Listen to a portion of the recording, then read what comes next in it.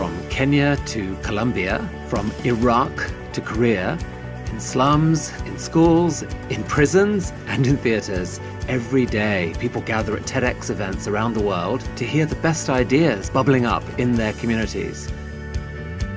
Today, you are part of a global conversation about our shared future. So what is this TEDx? TEDx is an initiative of the TED Conference, a non-profit devoted to ideas worth spreading.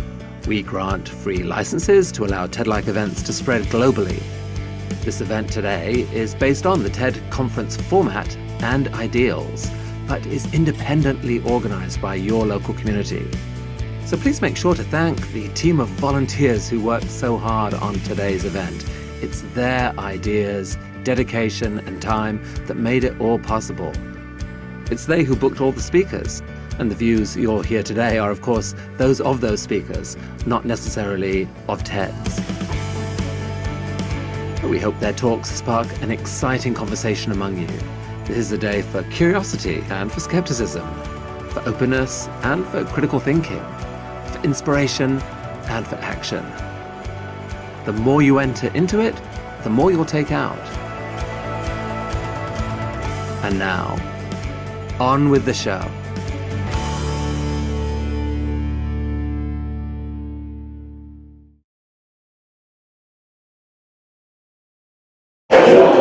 Bonjour à tous et à tous, merci beaucoup d'être là ce soir.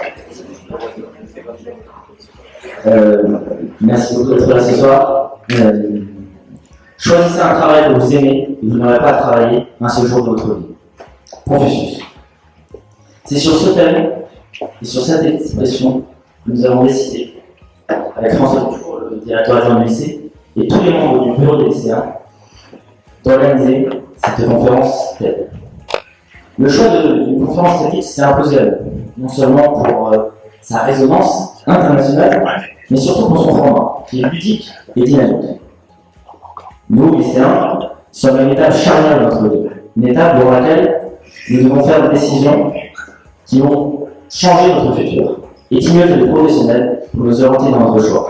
Qu'ils soient avocats, étudiants, entrepreneurs, hauts fonctionnaires ou chefs étoilés, tous nos intervenants ce soir ont en commun la passion de leur métier. La passion de créer, d'entreprendre, de partager, celle de son pays ou le dévouement pour son prochain, sont des moteurs qui peuvent nous guider pour honorer nos choix professionnels, nous permettre à chacun de se réaliser. 10 intervenants, 10 expériences, pour vous faire rêver et vous inviter à réfléchir sur le métier, sur le lien entre métier et passion, parce qu'il prend une part essentielle pour avancer dans la vie.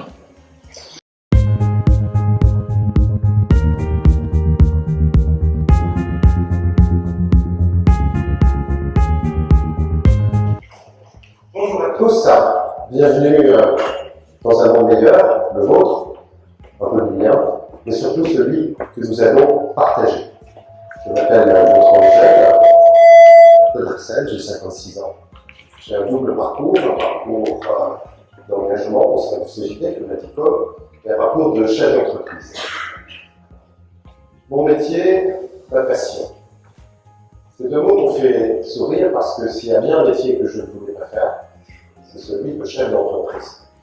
Et ça me fait sourire un peu le titre parce qu'aujourd'hui je dirige un cabinet de recrutement. Évidemment, je suis sensible à ces supplémentaires qui vont caractériser une personne qui est à sa place ou pas. Je viens du Nord, là-haut chez les Ch'tis. J'ai grandi dans un milieu entrepreneurial des années 60, croissance économique, tout allait bien. Et c'est justement pour ça que je ne voulais pas devenir chef d'entreprise, parce que j'avais vu, moi, je n'ai pas souvent vu mon père, parce qu'on allait dans une entreprise en pleine croissance, pas de vacances, etc. Et puis, quelque part, j'avais un peu le sentiment d'être un vilain petit canard, pas tout à fait à ma place. La littérature m'intéressait, les tiennes ou la musique. Chef d'entreprise, non, ça ne me faisait pas vibrer. Et puis, pour moi, il y avait aussi des aspirations un peu contradictoires. J'avais envie de croquer la vie. Et puis, pour essayer de m'unifier, de se dire, mais quel métier je pourrais faire, moi, je me suis dit, tiens, je vais être acteur. Ah, ça c'est génial, parce qu'un jour je pourrai être Pierre, un jour Paul, un jour Jacques. Ça va m'unifier et c'est le plus beau métier du monde. La vie, on a décidé un peu autrement, parce qu'à 18 ans, ma mère décédait d'un cancer à l'âge de 38 ans. Et un mois plus tard, je me retrouvais papa d'une petite fille.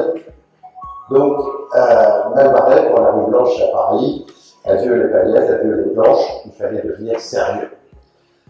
Aussi, j'entreprends quelques études à Paris, je découvre aussi un autre univers que la région Nord-Pas-de-Calais.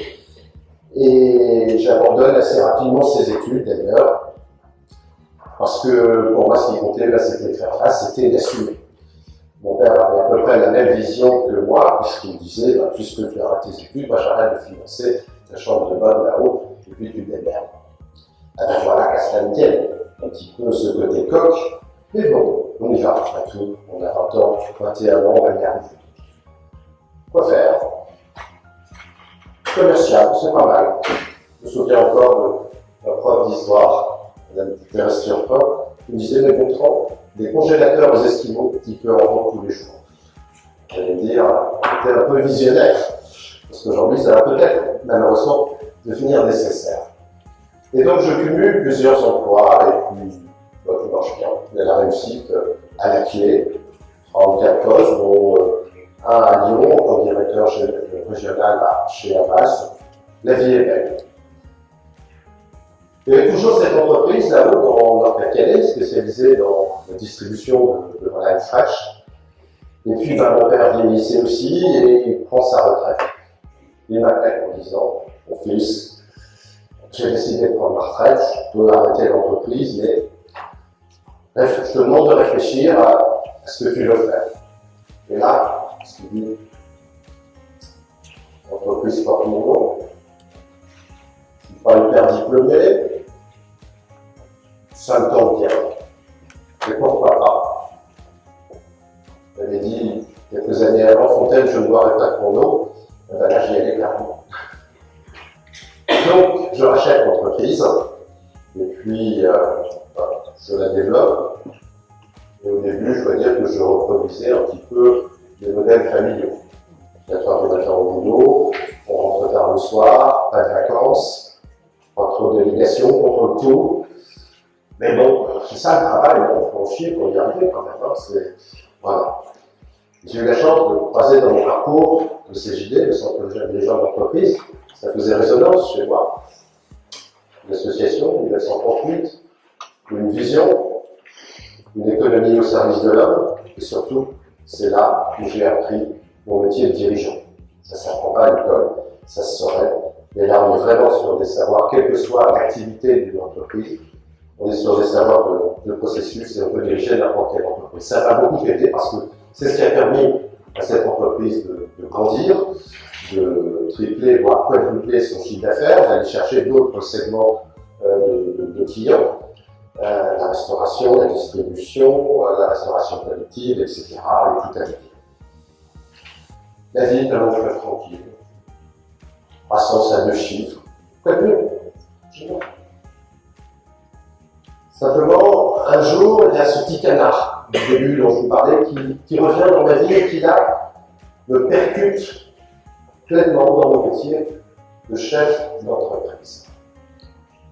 Ce jour-là, 17, ça fait partie des dates qu'on n'oublie pas, 17 février 2006, un canard de race fuligule nilois a droit à des obsèques nationales dans un petit village de la Dombe qui s'appelle Joyeux, on ne peut pas l'inventer.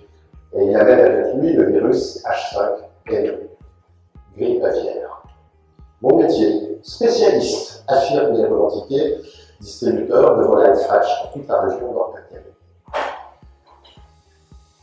Premier impact, le chiffre d'affaires commence à sombrer. Les consommateurs sont un peu affolés, l'Agence française de sécurité alimentaire n'est pas tout à fait au point dans ses messages. Et on se dit, bon, on est chef d'entreprise, des crises, on en a d'autres, famille régionale, etc., on va faire face, etc. Mais souvenez-vous, pour ceux qui suivaient les médias à l'époque, ça dure. Ça dure.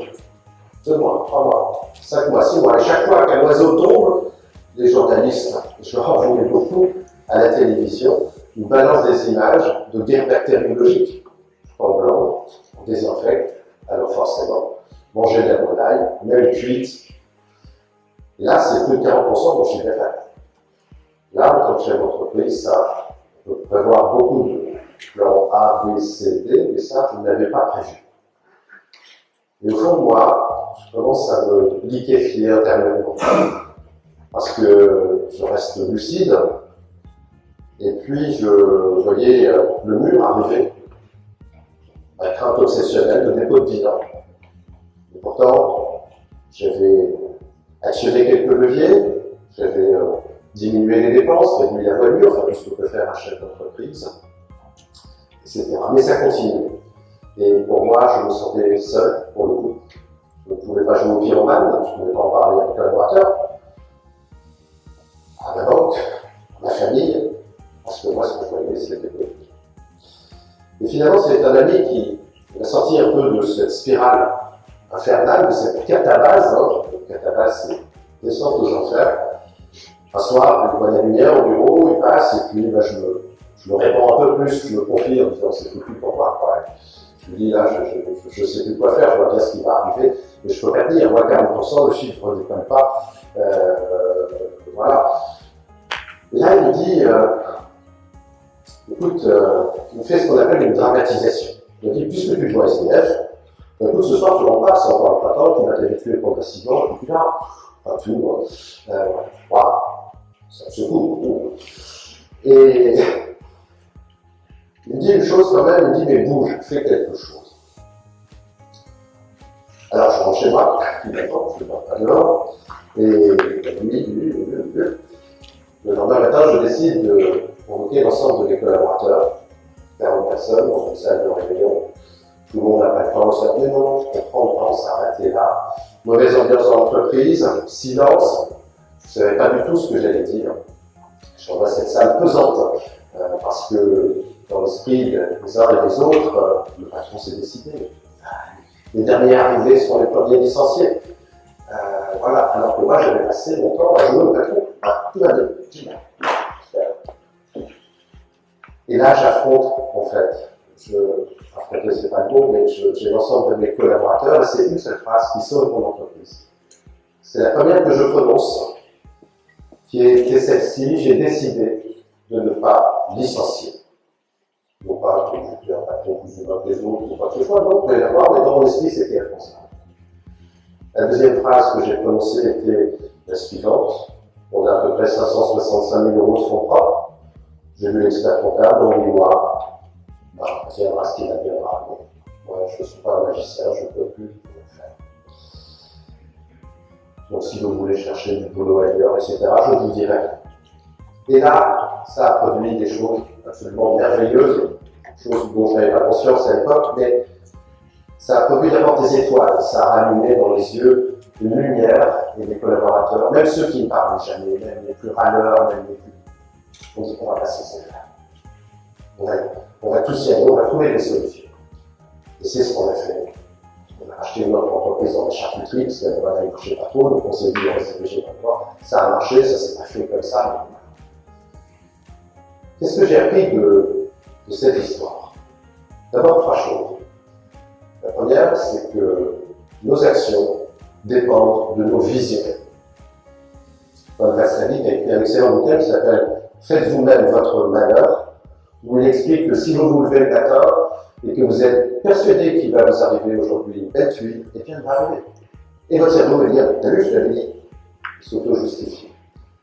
Donc, nos actions dépendent de nos visions. Si on est persuadé qu'on ne va pas y arriver, il y a peu de chances qu'on y arrive. Effectivement, moi, cette année, de crise, j'étais heureux. C'est pas bon sens. Deuxième enseignement, pour moi, c'est que j'ai appris à lâcher prise. Moi, j'étais chef. D'entreprise, dirigé, travaillé, business, innovation, plein de choses. Là, lâche tout. Je leur dis. Dans 8 mois, je vais faire mieux que la faire. Troisième enseignement, c'est qu'afficher sa fragilité n'est pas une tare. Et d'ailleurs, cette fragilité, et de mon point de vue, c'est inhérent à la condition humaine. Si on regarde dans nos corps, on est fragile. La mort. Mais c'est pas pour rien, parce qu'aujourd'hui, on s'est marketé, on devient objet de sujet. On va bientôt pouvoir les choisir. La mort est cachée, en face, là, de chez vous. Euthanasie. Fragilité de notre position dans nos destins. On n'a pas choisi de mettre ici anonyme, telle famille, telle religion, tel pays. On n'a pas choisi de devenir malade, d'avoir un accident. Fragilité du destin. Fragilité de nos esprits. On n'a jamais eu le temps d'espérer, Simon. Mais comment discerner qui a raison? Qui a tort? Parce que je pense vraiment comment je sais discerner qui a un expert. Oui, qui est en moi. Fragilité dans le cœur. Aujourd'hui, c'est le ressenti absolu, je le sens. Génial. Il y a un peu trop. Et qu'est-ce qu'on a autour de nous? Un monde qui va au soi, l'hyper-performance. Le beau, le parfait, le génial, regardez les magazines, c'est grand. Et nous, on est dans ce monde, avec ces images-là, et on se dit, est-ce que j'ai vraiment confiance en moi? Est-ce que... Le pire que ça, c'est qu'à force, on connaît l'hyper-performance, la mobilité à tout prix. On devient un petit peu comme ces tomates qu'on passe sur les autoroutes entre les Pays-Bas et Israël, un peu hors sol. On est absent à soi, au lieu d'être ancré et présent en soi. On veut même le bonheur. Vincent Cespedes, un philosophe, parle même de bonheurisme. Aujourd'hui, on va être heureux. Ah, salut, ça va? Ah oui, moi j'ai fait, je reviens de 15 jours, là j'étais en Inde dans les ashrams. Oh, génial, super, je vais dire. Ah oui, moi j'ai fait un truc là autour des chamans, une semaine sans manger dans un cercle, je n'ai pas dormi. Formidable, je veux dire. Pourquoi on va chercher toutes ces choses-là? Pourquoi on veut à tout prix ce bonheur par des outils? Quel sens ça a? Aujourd'hui, ce bonheurisme, et quelque part, quelles en sont les conséquences par rapport à un choix que nous aurons à poser à notre discernement? C'est que on arrive un peu dans une société qui relativise un peu. Ouais, tout se vaut, rien ne se vaut. Je dis ça, mais je peux te dire le contraire. Du coup, la mondialisation a fait de nous quelque part une perte de pouvoir, parce que je peux, moi, par rapport au réchauffement climatique. On est 7 milliards sur la Terre, qu'est-ce que je peux faire? Et on finit par devenir transparent. Aujourd'hui, c'est très à la mode dans les médias, la transparence. Il faut être transparent partout. Eh bien non. Parce que c'est quoi la transparence? Supposons. Voilà, il est transparent. Bonjour Paul. Il n'est pas là. Parce qu'à travers, il n'existe pas. Ce qui est important, c'est plus la relation. C'est cet ancrage qu'on peut trouver en nous. Et en ce qui me concerne, moi j'ai passé beaucoup de temps à chercher dans les biographies, j'allais dire les modèles que nous offre la société. Depuis l'âge de 50 ans, je commence seulement à me recevoir. C'est très différent. Longtemps, j'ai la réussite, parce que ce que je suis aujourd'hui dans mon métier que j'aime, c'est parce que j'ai changé cette vision. C'est vrai que j'ai longtemps considéré la vie comme un lac. Il fallait prendre une place un peu plus importante. Et finalement, on revient beaucoup dans le lac. On est nombreux. J'ai préféré la rivière. La rivière, c'est de lâcher prise, l'eau est plus limpide. On ne peut pas s'accrocher. Mais waouh, qu'est-ce que c'est chouette. Et aujourd'hui, je suis arrivé peut-être plus haut que je ne pouvais même l'espérer, au sens où je dirige plusieurs entreprises. une dernière qui va s'occuper de permaculture et recueil de séminaires, pas loin de Nîmes, près d'Avignon. Que je suis totalement dans la délégation, le lâcher-prise, que j'essaye de m'enraciner, de trouver ces solutions. Et c'est en se reliant à l'autre. Et c'est la condition même. Et c'est comme ça qu'on peut trouver. Il n'y a pas une loterie ou autre chose. Souvenez-vous d'ailleurs, on ne naît pas à soi-même. On est aux autres. Ce que nous sommes, c'est la résultante de nos environnements. Souvenez-vous de ce film avec Tom Hanks, Seul au monde. Robinson Crusoe sur une île déserte. Et Tom Hanks, au bout de quelques années, trouve un ballon de rugby. Il met 2 yeux, un nez, une bouche, un peu de grand coup, il s'appelle Wilson. Et un jour, Wilson est emmené par un ouragan. Je n'existe plus, je ne sais plus qui je suis parce que je n'ai plus la relation. Alors forcément, la relation, ça peut être dangereux de devenir mon ami. L'autre peut devenir aussi mon ami, et mon ami peut devenir mon ami, et mon ami peut devenir mon ami. Mais sans relation.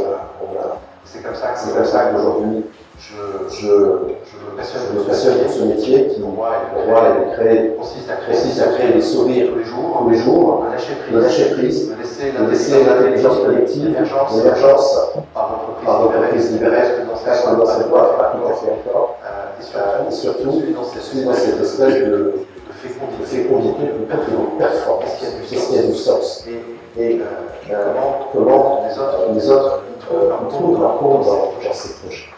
Alors voilà, je crois que finalement si j'avais devenu acteur, je me serais perdu. Je me serais perdu parce que je ne serais plus qui je suis.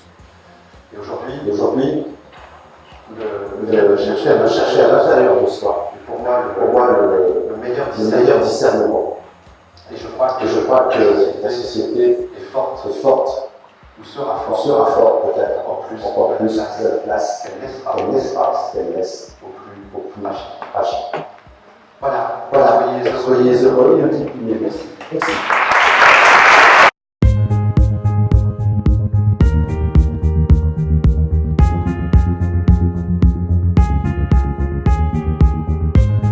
Mesdames et messieurs, bonsoir. À vous dire la vérité, rien ne me destinait à être un jour avocat. J'ai été un médiocre collégien. J'ai été un lycéen très peu exemplaire. C'est difficile d'être médiocre quand on a la chance d'avoir un père qui était professeur de lettres. Mais j'ai eu cette chance merveilleuse d'avoir des parents magnifiques qui ont accepté mes faiblesses et mes originalités. 4 ans au lycée, en sport-études bébé, j'ai voulu être professeur de sport. Malheureusement, j'étais bon qu'en sport d'ailleurs. Malheureusement, j'ai eu un accident et je n'ai pas pu faire le CREPS. J'ai fait 1 an de BTS compta, mais j'avais oublié que je ne savais pas très bien compter. Donc, il a fallu que je fasse quelques études et finalement, j'ai fait du droit. J'ai fait des études de droit à Nîmes, dans un premier temps, et ensuite à Montpellier. Première chose, quand on a la chance de savoir à peu près lire et écrire, quand on a la chance aussi d'avoir des parents magnifiques, quand on a la chance d'avoir de bons professeurs d'université, notamment à Nîmes, Montpellier en droit, on ne peut être que passionné par cette matière. Alors le droit, c'est quelque chose d'important, de grand. Il y a le droit privé, il y a le droit public. Après, il va falloir trouver sa voie. j'ai commencé à être dans un premier temps à l'URSSAF, un organisme privé chargé de gérer un service public, le recouvrement des cotisations. Et puis je me suis dit, j'ai envie d'être conseil d'entreprise. Il y a des faiblesses au niveau de l'URSSAF et j'ai envie de défendre le cotisant. Je suis entré dans un cabinet d'avocats spécialisé en droit du travail et en droit de la sécurité sociale. C'est un métier passionnant d'être avocat, parce qu'il y a 1000 facettes. Être avocat, c'est un terme générique. 28 spécialisations. Nous sommes des médecins, quelque part. Des médecins où on essaie bien modestement de trouver des solutions pour notre client. On ne peut véritablement réussir cette profession, modestement, qu'à partir du moment où on aime notre client. Il n'est pas concevable de travailler, de se battre, d'essayer de gagner si on n'aime pas. Ce n'est pas possible. La profession d'avocat est une profession merveilleuse. Elle est en pleine mutation. Aujourd'hui, les avocats plaident de moins en moins. C'est une réalité. Il y a une baisse du contentieux. On essaie de trouver des solutions amiables. La médiation, on transige. C'est une bonne solution. Obligatoirement d'aller toujours au combat. Il y a l'aspect aussi plaidoirie. Le client veut gagner, souvent même par principe, parce qu'il considère que la partie adverse a tort. Il y a cet aspect-là. Il y a cet aspect aussi que l'avocat judiciaire devient de plus en plus l'avocat conseil. Et si l'avocat ne travaille que sur la plaidoirie, il n'aura plus d'avenir. Ceux qui aiment la plaidoirie, c'est bien, mais il faut que l'avocat évolue vers le métier de conseil et voir plus loin le métier de coach. Alors vous allez me dire, c'est dans l'air. Un avocat aujourd'hui, c'est un coach qui va définir avec son client des projets, qui va essayer de l'accompagner tout au long de la réalisation de ces projets et d'essayer de lui donner la confiance. Moi, je travaille par exemple avec que des dirigeants d'entreprise. Les dirigeants d'entreprise sont des personnes qui sont particulièrement seules. On parle de la souffrance des travailleurs salariés, bien évidemment. Ça peut exister. Mais on ne parle jamais de la souffrance du chef d'entreprise qui est seul, qui engage tous ses biens, qui engage tout son travail, sa famille, etc. Et il nous manque souvent des avocats, des consultants qui l'accompagnent. Ce qui est important pour les jeunes, parce que je vois beaucoup de jeunes, c'est de vous dire qu'à partir du moment où vous souhaitez arriver à un résultat, si vous travaillez, parce qu'il faut beaucoup travailler, si vous avez un quotient d'adversité, c'est-à-dire la possibilité de vous sublimer et de vous dépasser, vous arriverez à n'importe quel résultat et vous pourrez être aussi bien médecin, avocat, etc.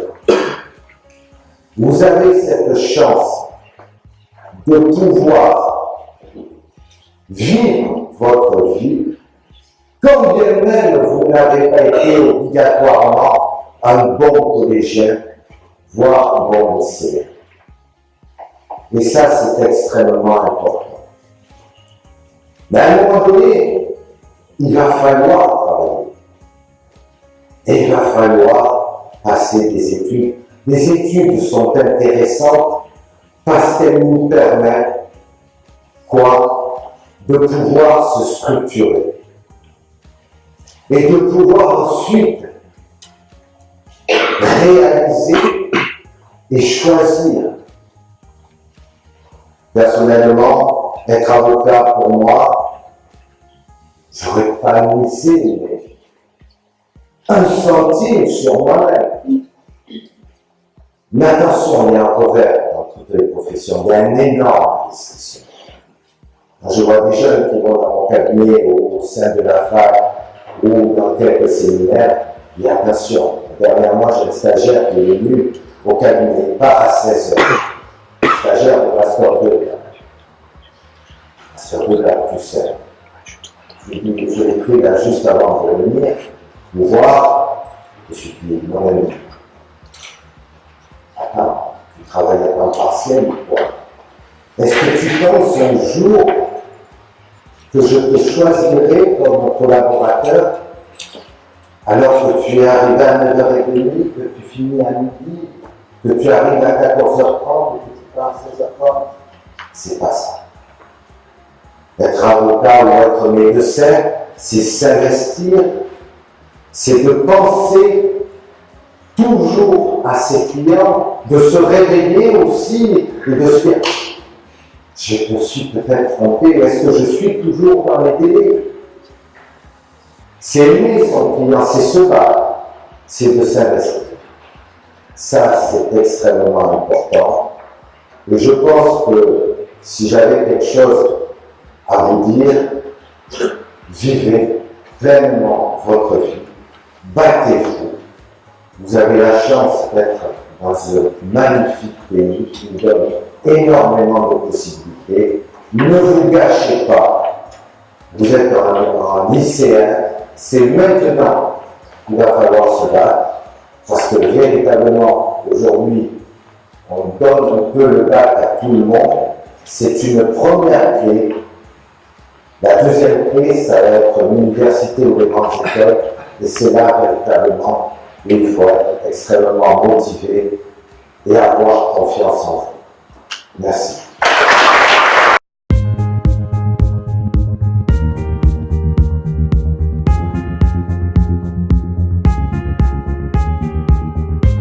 Bonsoir.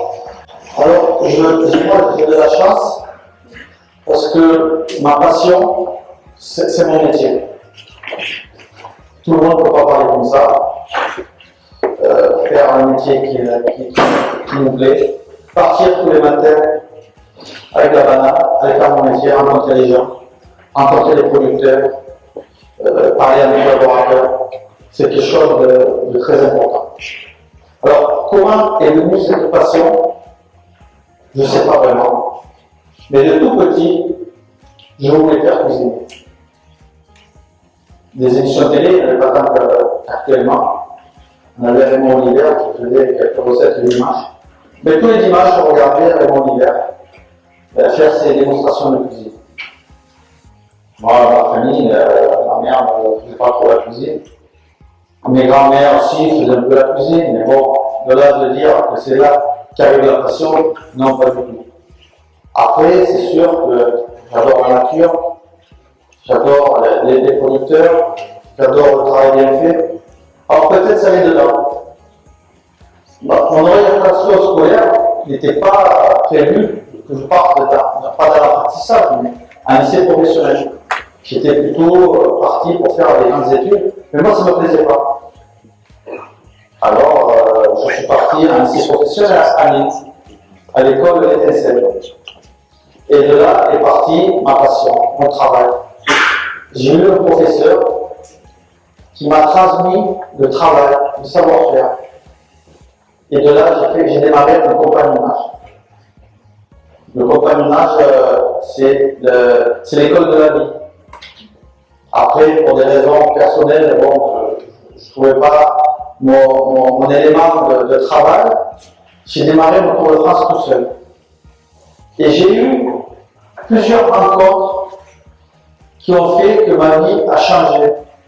Parce que, au départ, quand j'ai démarré à travailler, les places de cuisinier dans les grands restaurants, c'était très compliqué d'avoir un travail dans les très très grands restaurants, que ce soit une, deux ou trois étoiles Michelin. C'était très très compliqué, même si on n'avait pas un parrainage, c'était pas possible de travailler dans ces restaurants. Et quand on arrivait d'une famille où on n'était pas de la restauration, on ne travaillait pas dans ces restaurants. Alors bon, j'ai beaucoup travaillé, comme tous ceux qui sont ici, quand on a une passion, on ne peut pas saisir. Parce que si on peut saisir, c'est pas possible de réussir dans son travail. Ça, c'est la première chose pour moi. Bon, et comme avec les collaborateurs, je sais celui qui va réussir, celui qui va réussir dans son travail, dans sa passion. Je ne parle pas de réussite matérielle, mais celui qui va s'épanouir dans son travail. Ben, c'est celui qui, dès le début du matin, ben, comme il va toucher le produit, comment il va tenir son couteau, comment il va avoir le respect du travail. Alors, moi, après, j'ai eu la chance, en sortant de l'école, un hasard a fait que j'ai rencontré une personne qui a été mon mentor.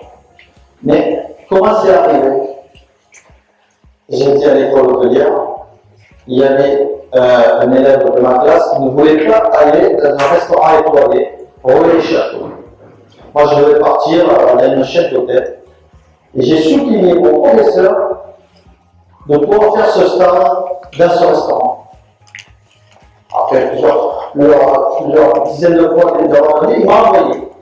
Et là, je rencontre ce monsieur, M. Morel, qui voit que je suis un gros travailleur, que je suis un passionné du travail.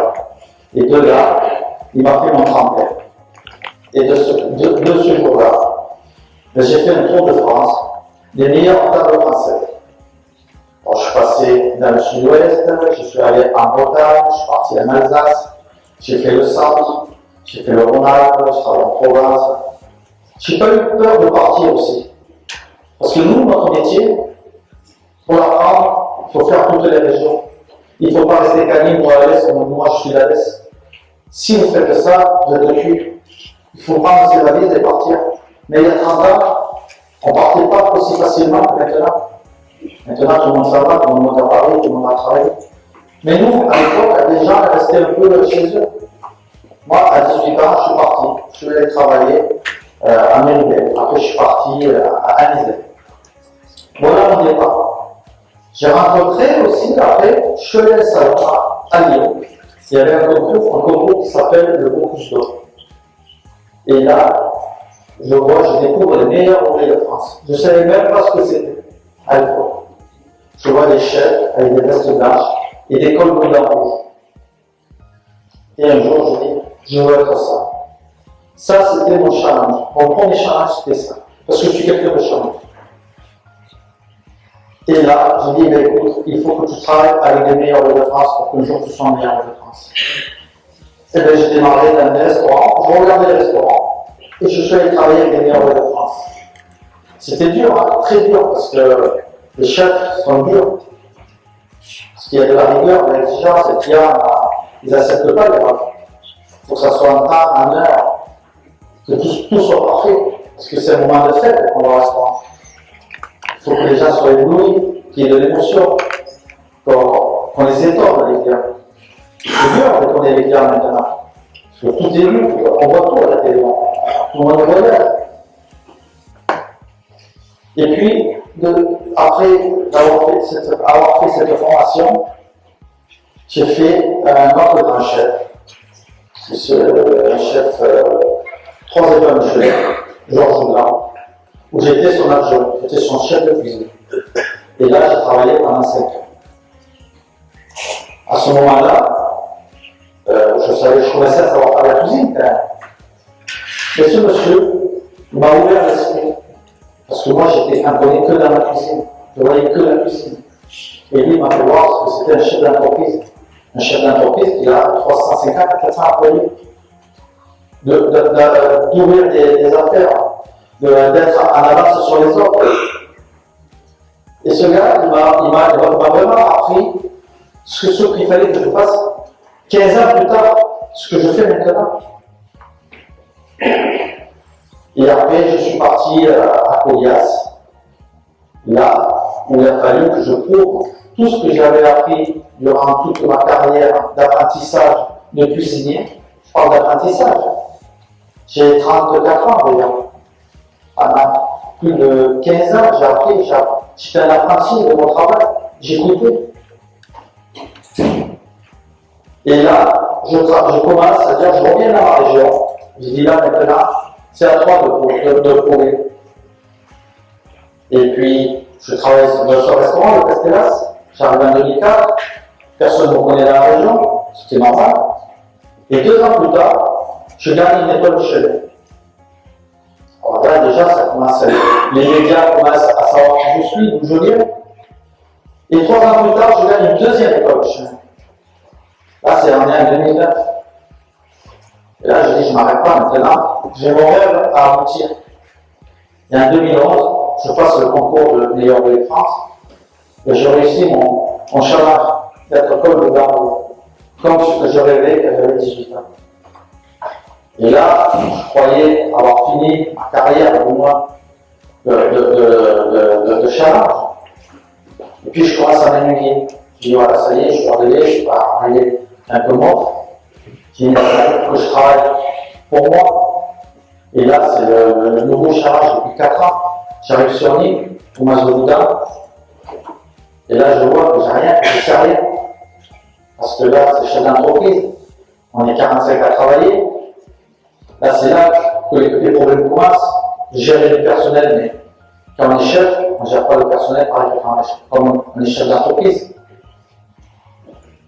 C'est là où il y a des avocats qui sont nos collègues, parce que bon, on me dit, Maître Bascour, gérer le personnel à son compte, c'est différent. Puis après, il y a le problème financier.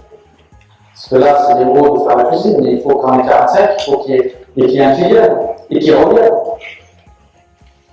Et de là, aujourd'hui, je suis content pour l'instant. Je vois que j'ai un personnel qui est heureux de travailler avec moi. Mon restaurant travaille correctement. Et moi, je m'épanouis dans mon travail, toujours, comme le premier jour. Voilà. Je suis très heureux d'être avec vous. Et je vais aller travailler, parce que moi, je travaille au week-end.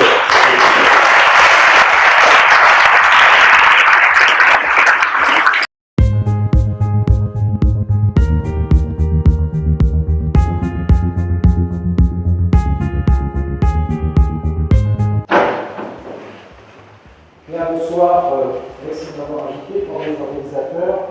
Je commençais par l'histoire, j'avais 6-8 ans. Je fais là aussi dans le nord, pas le Ch'ti, mais à côté dans les Ardèches. J'étais avec mon père, près d'un chantier, il y avait des gens qui travaillaient, brutalement un bruit des cris. Quelqu'un qui était sur l'échafaudage s'adressait, pas trop, il y avait une niveau de tension au-dessus, un grand arc électrique qui les propulsait par terre, et bien entendu, vous animez, tout le monde se précipite. Mon père, qui n'était pas médecin, attaque la respiration artificielle de l'époque. Alors là, c'était des grands signes, des grands gestes, etc. Enfin, ça ne marchait pas très bien, c'était vraiment une mort. Je n'ai pas vu grand-chose, je me souviens, il y avait un ambulancier privé qui était venu, après, je sais pas, enfin, il y avait le médecin du village aussi, pour voir des morts, et là, je m'étais dit, quand je serai grand, je serai médecin pour sauver des vies. Donc, j'ai fait médecine, passé le concours, et puis, je me suis dit, qu'est-ce que je vais faire? Mon premier choix d'étudiant hospitalier, c'était la réanimation. Je choisis la réanimation et là j'ai trouvé justement des malades qui arrivaient dans des états catastrophiques et puis on arrivait à les réanimer. Réanimer, ça veut dire redonner le souffle. Et on travaillait à l'époque, c'est pas comme maintenant, hein, c'était des usages uniques qui étaient rares, c'était encore des sondes de caoutchouc, des grosses machines, des gros respirateurs pour faire la respiration artificielle. Et ça m'a tellement passionné que la première année, j'ai fait 300 jours de garde. 24 heures sur 24. On vivait à l'hôpital à l'époque, et ça a eu l'avantage de, premièrement, de voir beaucoup de malades et puis d'apprendre beaucoup de choses. La deuxième année, les SAMU commençaient à apparaître, notamment dans la région parisienne, et j'ai eu la chance, c'est le hasard des rencontres, de pouvoir faire des gardes, là aussi, en tant qu'étudiant, dans un SAMU, et là j'ai continué à faire à peu près 300 jours de garde par an. C'était bien, comme ça je n'étais pas chez mes parents, et j'étais à l'hôpital. C'était très intéressant, et surtout j'apprenais mon métier. Le problème, c'est que pour faire ça, c'était ensuite de dire que j'ai un métier. Et j'étais encore étudiant, et la médecine d'urgence n'existait pas. Qu'est-ce qu'il fallait faire? Et donc il y avait deux sortes de possibilités. Il y avait deux possibilités. La première, c'était de faire SAMU, c'était plutôt les exercices réanimateurs. Dans les urgences à l'hôpital, c'était plutôt les réanimateurs, ça n'entendait pas trop. Passer l'internat, j'ai eu le temps d'internat, j'ai eu Montpellier, donc je suis venu ici, super, le soleil, tout ça. Bon. Et puis j'ai fait l'anesthésie réanimation. Alors je ne vous cache pas, l'anesthésie, je ne suis pas franchement passionné, parce qu'en plus ça ne sauve pas forcément des vies, c'est autre chose. La réanimation, ok. Et puis voilà, donc j'ai fait mon métier. Puis là encore, à ça des rencontres, j'ai rencontré des gens qui sont devenus des amis, un peu dans toute la France, et on voulait créer la médecine d'urgence. C'était à peu près dans les années 1985. Et on a créé la médecine d'urgence. Est-ce que vous savez depuis quand existe la spécialité de médecine d'urgence? 1985, elle existe depuis 2017, c'est-à-dire l'année dernière. Les premiers internes de médecine d'urgence sont arrivés dans notre CHU en novembre 2017. Ils sont encore actuellement en stage. Donc vous voyez, on a mis à peu près plus de 20 ans pour faire arriver à cette spécialité. Et pourquoi on y est arrivé? Eh bien parce qu'on était, même en venant d'horizons différents, on était unis tous. Et il n'y avait pas une feuille de papier qui pouvait arriver à créer un écart entre nous tous. Et c'est l'union fait la force, c'est vrai, c'est comme ça qu'on est là. Alors la médecine d'urgence, si je peux avoir la première diapositive, la médecine d'urgence, qu'est-ce que c'est? Eh bien c'est 3 lettres. La première, c'est, vous voyez, c'est KO, bon, c'est pas écrit correctement, c'est pas vraiment classifié, c'est grave, c'est pas grave. Il faut réanimer, il ne faut pas réanimer, il faut le sortir. C'est agir, c'est faire des gestes, justement des gestes qui sont, c'est le faire mettre le mal sur respiration artificielle, etc. Puis ensuite, c'est orienter. Par exemple, quelqu'un qui fait un infarctus, c'est transporté directement pour déboucher son artère dans une salle dans un laboratoire, dans une salle de commandement, non pas de l'amener aux urgences, etc. Alors, cet objectif, vous voyez, c'est relativement simple. Ensuite, pourquoi la médecine d'urgence? Eh bien, la médecine d'urgence, pourquoi? Tout simplement parce que, oui, effectivement, on sauve des vies, on sauve pas des vies tous les jours. Et puis, on a des succès, mais on a aussi des échecs. Ces échecs, il faut les gérer. Et vous savez, on dit toujours, oui, vous les médecins, la mort, vous êtes habitués, et vous vous habituez. Je peux vous dire que ce n'est pas vrai. Et qu'au fur et à mesure, on ne s'y habitue jamais, et ce n'est pas la vie qu'on sauve dont on se souvient, c'est plutôt de ces échecs. Et on se souvient de ces échecs, et ça c'est quelque chose de positif. Pourquoi? Parce que d'une part, on se remet en question, et aussi parce qu'on se remet en question à plusieurs, pour essayer de savoir pour la prochaine fois si on ne peut pas mieux faire. C'est ce qu'on appelle la démarche qualité. Là aussi, ou en médecine, on fait ça. Alors, il y a aussi autre chose qui est très intéressante, c'est que, sans pas que les vies, il y a aussi le contact avec le malade. Vous savez que la diagnostic, généralement, on dit qu'il faut 80% du diagnostic, c'est l'interrogatoire, donc il faut parler au malade. Si on n'en parle pas, on ne va pas y arriver. Et puis, c'est la diversité, à fois dans l'espace et dans le temps, diapositive, s'il vous plaît. En médecine d'urgence, on a beaucoup de possibilités. Next slide, please. Merci. Voilà, ça c'est le SAMU. On parle toujours des ambulances du SAMU. Non, vous voyez que le SAMU, c'est un récepteur, c'est le téléphone. On en parle beaucoup actuellement à la télé, donc je vais passer. Et vous voyez, donc on peut faire ça. Vous avez les médecins régulateurs qui sont cachés derrière le pilier. Diapositive suivante. Next slide, please. Voilà. C'est les ambulances du SAMU, vous voyez, c'est ce qu'on appelle le SMUR, le service mobile d'urgence et de réanimation. Par terre, diapositive suivante, il part à terre. De temps en temps, pour aller plus loin et plus vite. Mais également, il faut savoir s'adapter à toutes les circonstances. Diapositive. Vous voyez ici, voilà un SMUR, un véhicule de SMUR. Ça, c'était pendant les grandes inondations, lorsque vous aviez 1,50 m pour aller chercher des blessés graves, des malades. Vous voyez que l'ambulance qui a été rapidement noyée. Et donc ça aussi, c'est la solidarité au niveau des services publics. Et donc on nous avait un véhicule à l'avant blindé qui était produit par le militaire. On avait quand même enlevé, ils avaient enlevé la mitrailleuse. Et dedans, on avait les équipes de SMUR pour transporter, chercher le monde et transporter dans 1,50 m d'eau. Diapositive suivante. Ça aussi, bon voilà, diapositive suivante. C'est aussi un travail en équipe, la médecine d'urgence. Vous voyez ici un gros accident avec un décès qui est incarcéré. Vous voyez les forces de l'ordre, vous voyez les pompiers qui désincarcèrent pour essayer de libérer l'épaule du malade, et puis les médecins qui sont en train de s'affairer autour, diapositive suivante. Une fois que les pompiers ont pu sortir le malade, diapositive, eh bien voilà, on continue à préparer le malade et ensuite il sera évacué par l'hélicoptère dans l'endroit qui est évacué. Diapositive. Ici, ce sont les urgences, c'est la salle de déchocage, diapositive. On voit ici l'équipe du SMUR qui arrive, où on va prendre en charge les malades les plus graves. Et là aussi, ce qui est important, c'est qu'on n'est pas tout seul, diapositive.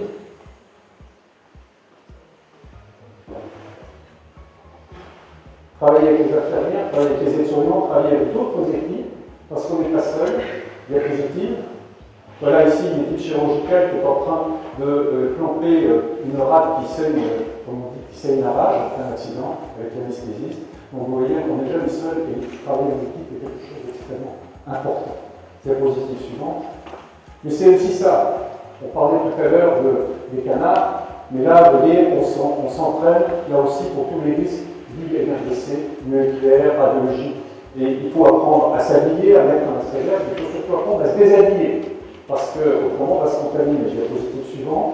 Et puis les exercices, là encore, avec les pompiers, là on a simulé un accident d'avion. Diapositive suivante. Voilà, et ça c'est l'entraînement, c'est sur un arrêt cardiaque, et c'est sur le message que je veux vous faire passer maintenant que ma conclusion. Diapositive. Quand on a un arrêt cardiaque, diapositive, on a ce qu'on appelle une chaîne. Et comme toujours, le maillon plus faible, c'est celui qui va entraîner l'efficacité de la chaîne. Le premier maillon que vous avez à gauche, c'est lorsqu'on a un arrêt cardiaque de quelques secondes.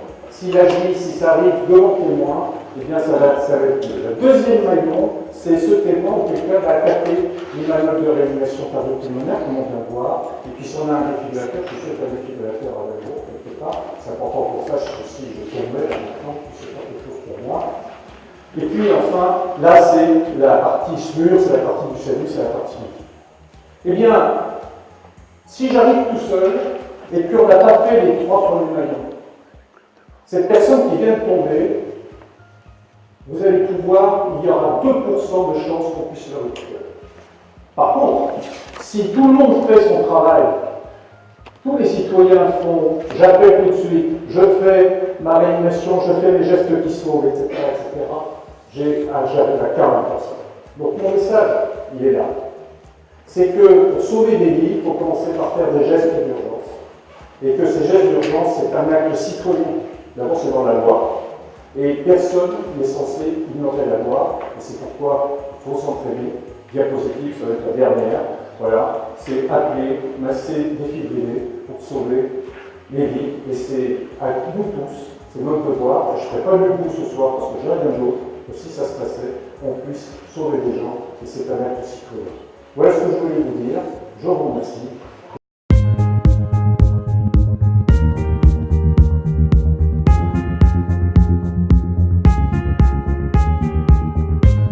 Bonsoir à tous. Déjà difficile de passer après quelqu'un qui s'organise pour un heure. Je pense qu'on ne fait pas le même métier. Ça fait depuis tout à l'heure, je regarde et je m'instruis de ce que je reçois parce que j'ai beaucoup de recevoir. Déjà, je voudrais féliciter les personnes qui sont passées avant moi parce que parler de sa passion, c'est un luxe. J'ai eu de la chance. Moi, ma passion, en fait, elle est différente et elle fait différentes formes. J'ai commencé le football professionnel à l'âge de 14 ans. Donc, je ne suis pas un exemple pour tous ces enfants qui sont autour de nous. Parce que malheureusement ou heureusement, j'ai pas eu la chance d'aller à l'école. Je me suis arrêté en 5e. Ça ne m'a pas empêché de vivre la vie et de la vivre correctement. Mais vivre une passion, c'est aussi prendre des risques. Quand à l'âge de 14 ans, tu décides d'arrêter, de stopper les études pour aller jouer au football, parce que ma passion de l'époque, était le football, le ballon rond, le jeu, me retrouver sur un terrain et il n'y a que ça qui m'a rendu heureux à l'époque.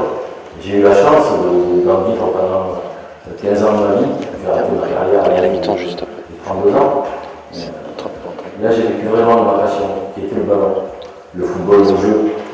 Me retrouver le samedi avec les matchs ou à l'entraînement, passer des heures à taper contre le mur parce qu'en fait, j'aimais ça, tout simplement. J'imaginais pas pouvoir en vivre pendant autant de temps. C'était la première étape de ma passion, parce qu'elle a été, c'est une passion qui s'est fluidifiée derrière par autre chose.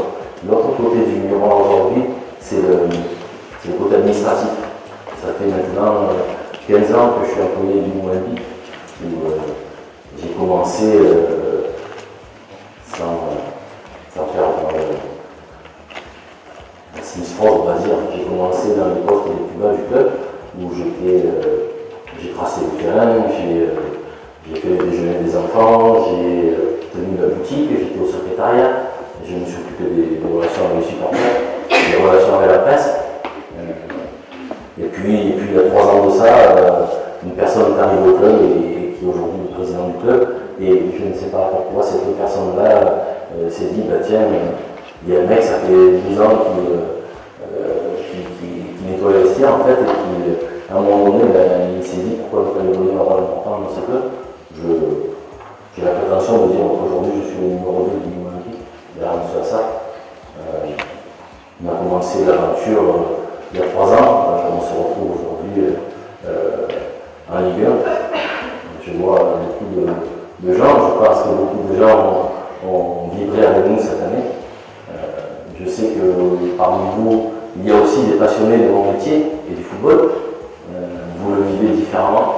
C'est une passion de supporters, c'est une passion de joueurs du dimanche, c'est une passion d'écran, de voir des matchs dans la télé. Mais je sais que parmi vous, contrairement au métier qui a été évoqué avant, il y en a beaucoup qui sont passionnés de football. Voilà. Aujourd'hui, je ne suis plus passionné de football. Parce que ma passion de football, c'était quand j'avais les jambes et le cœur pour le faire. Aujourd'hui, je suis vieux, j'ai 47 ans, j'ai 3 enfants. Eux, ils sont passionnés de football, ils aiment le football. Oui, vous êtes très jeune, vous avez 25 ans. Donc, mes enfants sont passionnés de football. Moi, je ne le suis plus. Ma passion, elle est décédée, elle a enterré le jour où j'ai pris mon dernier maillot, que je l'ai rangé, et que j'ai dit, bon, maintenant, on va aller faire autre chose de sa vie. Et ce jour-là, ma passion, elle est morte. Donc aujourd'hui, je travaille passionnément pour quelque chose d'autre. Et ce quelque chose d'autre, c'est le Lyon Olympique. Voilà. Lui, il est ma passion. Et je suis moi.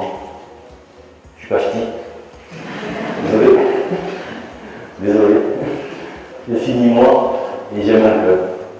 Et en fait, aujourd'hui, tout ce que je le fais passionnément pour ce club. Voilà.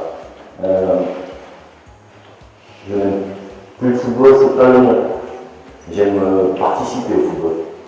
Mais par contre, je ne peux plus y jouer. Donc j'essaie de transmettre et de vivre différemment cette passion en essayant de partager le plus de moments possible et de vivre encore dans ce milieu-là, en fait, qui m'a construit depuis l'âge de 14 ans. Voilà. C'était un rêve fou à l'époque de se dire qu'on puisse vivre du football. Voilà.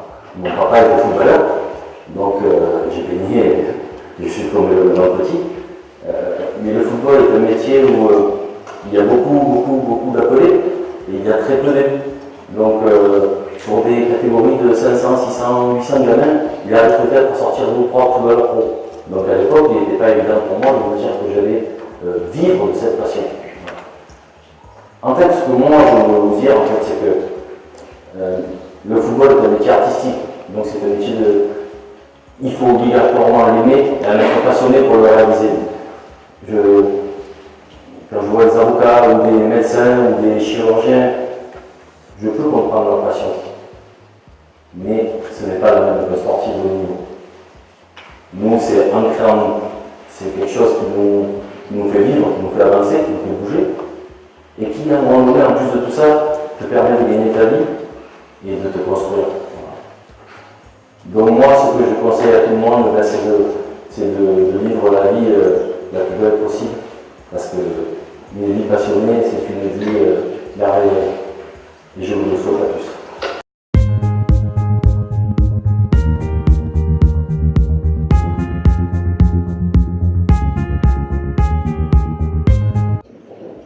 Imaginez-vous dans ce lieu, propre à vous, où vous vous sentez fort. Cet endroit, c'est votre zone de sécurité. Vous y êtes bien. Et il est primordial. Moi, j'ai compris l'importance de cet endroit à 11 ans. À ce moment-là, je me faisais harceler à l'école. Marie, t'étais où? T'as cherché dans toutes les poubelles de l'école. Non, arrête de parler. T'es beaucoup trop moche pour qu'on t'écoute. Ce genre de phrases, je les entendais au quotidien. Et le soir, et chacun de ces mots engendrait des larmes. Le soir, souvent dévasté par des journées un peu compliquées, je rentrais chez moi et j'avais besoin, je ressentais la nécessité de trouver ce lieu. Pour le trouver, la première étape que j'ai mis en place, c'était de comprendre que ces larmes, c'est ma force. C'est là où je vais puiser mon hypersensibilité. Parce que je suis hypersensible, c'est-à-dire que tout ce que je vis, sens ou entends, crée chez moi une émotion police. J'ai la chair de poule au quotidien.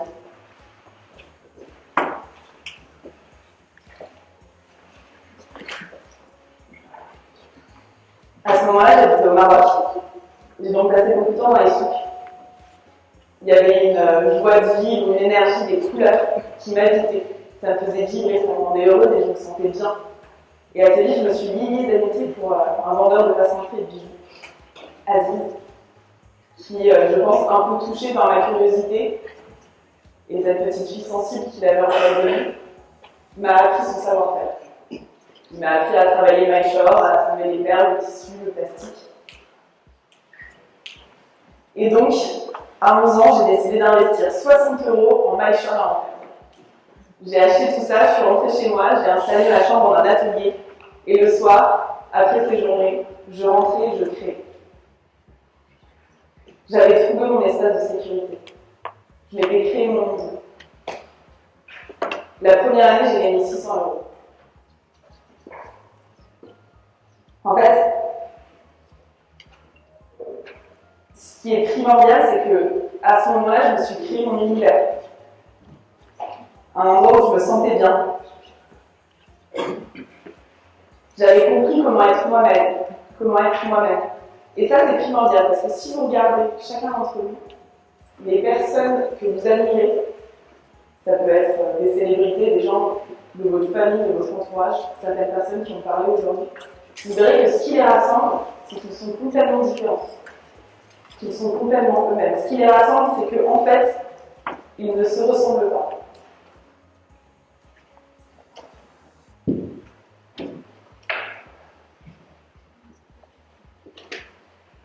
Après le Maroc, j'ai beaucoup voyagé, mais ces plutôt sont restés. Je continuais à raconter une histoire. Bangkok, Singapour, Agadir, San Pedro de Atacama, tous ces lieux si différents, ces couleurs que rien ne semble rassembler, se retrouvaient côte à côte pour créer un petit objet. Un objet qui faisait partie d'un moment de convivialité et de partage. En fait, ces porte-couteaux racontent une histoire, et cette histoire, c'est mon histoire. Ils sont nulle part, comme moi. En France, à l'étranger, je suis la française, et en effet, je suis une nationalité française, j'ai deux parents français. Et pourtant, en France, je suis l'étrangère. N'ayant pas habité en France depuis plus de 12 ans et beaucoup voyagé, je suis un peu la chinoise, un peu l'anglaise.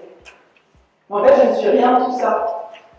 Je suis un peu de chacune de ces cultures. Un mélange de tout pour créer la mienne. Et cette culture, j'ai pu la créer grâce aux autres qui, comme Aziz, m'ont ouvert la porte de leur savoir et de leur culture. Apprendre des autres, c'est apprendre à aimer la différence, à aimer les failles des gens. Parce que ces failles, ça les rend humains. Chaque personne est une source de savoir différente de la nôtre. Chaque personne raconte une histoire différente de la nôtre. D'Asie, j'ai appris un savoir-faire qui pour lui était quasiment inné. De Tao Tao, un petit garçon aveugle, j'ai appris l'importance du regard. Tao Tao habitait dans un orphelinat pour aveugles en Chine, où j'allais tous les mardis. Et au fur et à mesure des semaines, je lui ai appris à marcher sur une poutre en bois qui tournait. Au début, en tenant la main, ensuite avec le son de ma voix, et au final, juste avec sa confiance et sa concentration. Un jour, Tao Tao descend de cette poutre et me dit « Marie, ferme les yeux, cette fois, c'est moi qui guide. » Et là, debout sur cette poutre, Tao Tao me regardait. À ce moment-là, il m'a appris. En fait, il avait compris que sa faille, c'est sa force. Et ma faille, c'est ma force. Mon hypersensibilité, c'est ma force. Qui êtes-vous? Quelle est votre faille? Quelle est votre force? Cette question, elle est primordiale et moi, elle m'a permis de répondre à la question de mon avenir. Cet orphelinat a une grande place dans cette réponse, parce qu'en y allant pendant 2 ans, j'ai vu beaucoup d'orphelins venir. Et à chaque fois, j'étais fascinée par leur changement de comportement. Ils arrivaient fermés, peureux, il n'y avait pas de place pour le contact à l'autre. Et au bout de 3 semaines, et c'était toujours 3 semaines, ils s'ouvraient, ils habitaient l'espace, ils existaient, ils grandissaient, ils prenaient des responsabilités, des risques. Et ce changement, il était possible parce que ce lieu, il a été créé pour eux, pour leur faille. Dans ce lieu, ils avaient créé leur zone de sécurité, leur espace propre à eux où ils se sentaient forts. Dans ce lieu, ils pouvaient exister pleinement.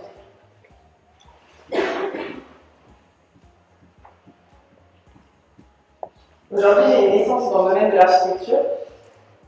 Et grâce à ces 3 ans d'études, j'ai appris à dompter ma sensibilité, à l'utiliser pour pouvoir créer ces zones de sécurité. J'ai appris à mettre l'autre au centre de mon travail. C'est-à-dire que pour créer le monde que je veux créer demain, je suis obligée d'aller voir la personne que j'aurai en face de moi, la personne qui sera en contact avec le bâtiment, d'apprendre de ses faiblesses. Moi, ce qui m'intéresse dans mon travail, c'est vous. C'est votre histoire, à chacun, vos failles à chacun, pour pouvoir créer vos espaces de sécurité. Et créer de cette manière, ça veut dire quoi? Ça veut dire faire des hôpitaux où on est conditionné pour aller mieux et pas pour se sentir malade.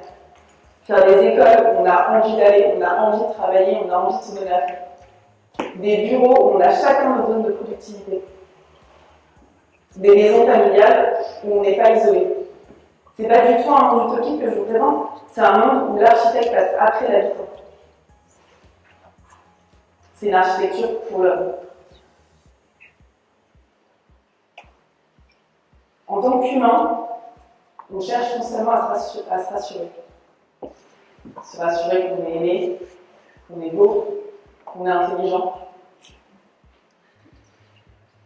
Mais si on va chercher cette chose qui nous rend nous, cette faille, on ne cherchera plus à se rassurer mais à être. La question c'est donc plus est-ce que je suis belle, mais comment suis-je belle?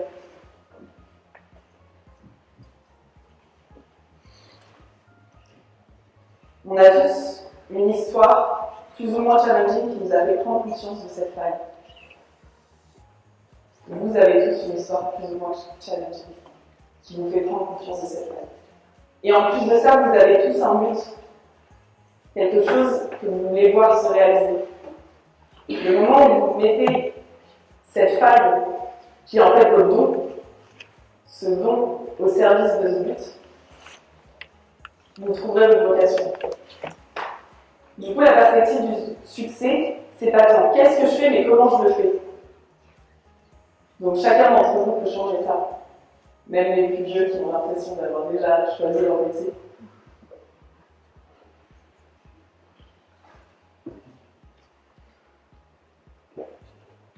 Et le succès, ça peut être plein de choses, mais c'est surtout un état de plénitude par rapport à nous-mêmes et au monde.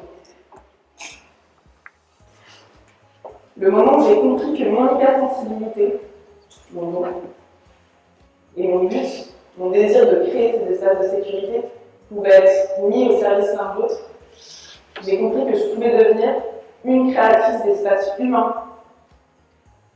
À ce moment-là, j'ai pu trouver ma vocation.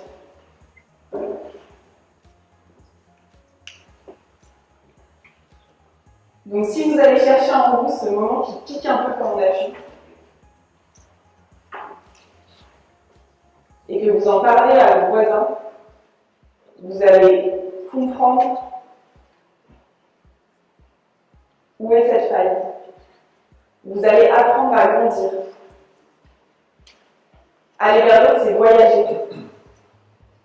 C'est casser vos propres barrières, vos propres frontières.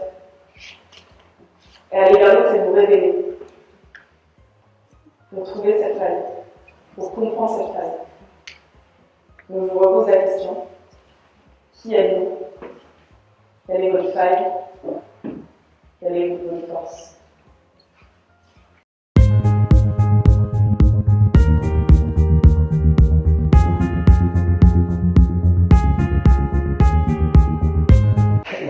Bonsoir à tous. Alors, j'ai réussi, moi, parce que j'ai jamais travaillé. Et j'ai entendu plusieurs fois le mot hasard, il y a un mot ce soir que je voudrais faire entendre très fort, c'est le destin. Destin, ça veut dire être attentif, être disponible, observer ce qui se passe autour de nous. Pourquoi je dis ça? Parce que comment ça se fait qu'un gamin de 15 ans et demi part en Afghanistan pour aller apprendre à tisser? Il faut être malade. Qui le ferait? Bien, c'est à travers la rencontre avec, comme ça, des gens, par hasard. Là, non, le hasard n'existe pas. Le destin, oui.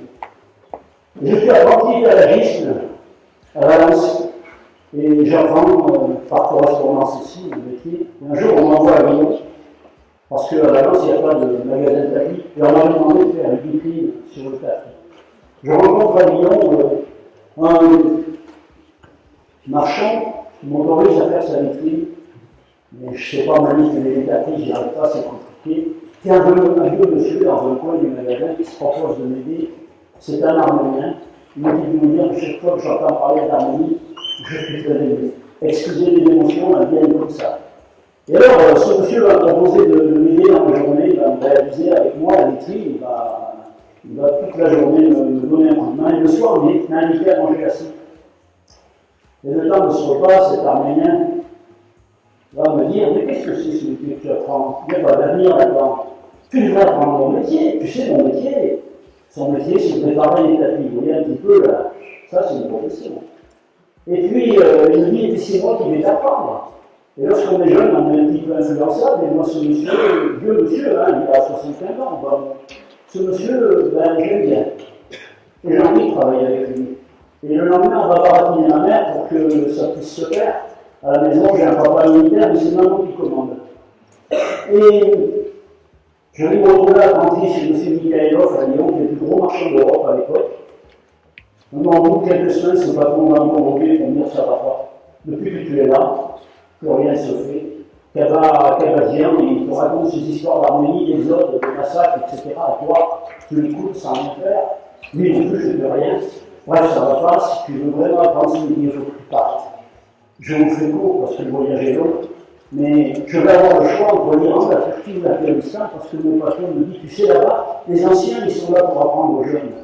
Ici, on n'a pas le temps. Alors je vois avec mes parents et mon père qui ne disait rien ce soir-là, il a choisi pour moi, ma mère a fermé ses mains un petit peu, il m'a vite calmé en me disant, écoute, je ne vous ai pas donné mon grossier qu'il avait dit, bref, je reviendrai moins tôt, et puis lui, à 17 ans, il faisait la guerre, donc je peux bien partir à prendre un métier à 15 ans et demi. Et puis il choisit pour moi l'Afghanistan, parce qu'il dit, l'Iran, la Turquie, on peut y aller, tout le monde dit l'Afghanistan, quand même. Voilà comment je me retrouve en Afghanistan. Je ne vous ai pas le voyage, encore une fois, parce qu'il dure 3 jours, un peu d'avion avec les patrons, mais à partir de l'aéroport, je suis tout seul, je vais prendre un bus, je vais rouler 2 jours et je vais dormir de nuit Imaginez qu'un ami, on s'est de voyage en Afghanistan, il n'y a pas d'autre, il y a des pistes, enfin bref. Je vais arriver vaguement à destination et je vais être au fond d'une vallée à attendre qu'on vienne me chercher. Je vais passer la nuit tout seul, parce qu'on n'est pas venu. On va arriver le lendemain. Et qu'il est arrivé, je vous fais comme ça s'est passé, une charrette qui arrive comme ça, à une centaine de mètres, et un vieux monsieur qui me fait des signes, et qui en français me dit « Oh Michel, Michel, c'est moi, Hafiz !» Je t'ai reconnu. Je fais une crise de nerfs, j'ai tellement peur, bref. Ce monsieur s'approche de moi, ça va être mon maître. Je vais rester mon maître, pour le coup. Ce monsieur va me calmer comme il le peut, et puis il va m'emmener chez lui, et il va me faire apprendre à tisser, en me rendant fier d'être un apprenti. Je dissonne un peu dans cette maison du savoir, puisque moi j'ai eu mon certificat d'études, mais n'empêche que je rencontre un maître d'exception. Monsieur Hafiz a 82 ans, il est maître soufi, il fait du latin, il fait du grec ancien, il a étudié le français au lycée français de Kaboul en 1900, et il est réparateur de tapis pour mon patron, parce que d'enseigner le soufisme, ça ne rapporte pas d'argent. Alors M. Hafiz va me faire un apprentissage. Tiens, en fait, si j'osais vous dire, on a tous appris le même métier, vous allez apprendre le même métier que moi. Puisque quelle que soit la profession vers laquelle vous vous destinez, vous serez des apprentis, et on dira de vous, elle, il est en apprentissage. Ah ben c'est ce que je vous disais. Oui, moi aussi j'ai appris le tissage. Mais pas vous. Mais bon sang, qu'est-ce qu'il nous dit? Je vous dis tout ça parce que la passion, je n'ai pas choisi mon métier. Mais mon métier m'a passionné. Et la passion, elle est venue de M. Hafiz. Je vais passer 2 ans avec lui. Première leçon de mon maître, mais tu es apprenti, toi, Michel. Je m'appelle Jean-Michel, toujours, mais lui m'appelle Michel. Tu es apprenti, Michel? Bah, oui, monsieur, je suis apprenti. Mais, tu as un apprentissage? Oui, tout à fait. Tu apprends le mot. Tu apprends le mot. Ben, je dis, ouais, on dit apprentissage quand on apprend. Oui, mais toi, excusez-moi, mesdames, messieurs, moi j'ai eu la chance d'apprendre le plus vieux métier du monde, le premier des métiers, le métier sur lequel on transmet. Et comment il me dit ça? Tu sais, Michel, d'où vient le mot? Ben non. Il me dit, il y a 10 000 ans, une mère a coupé le fil. Tu connais le fil? La vie, le fil. Et avec le fil sur le métier, on va transmettre à celle qui donnera la vie.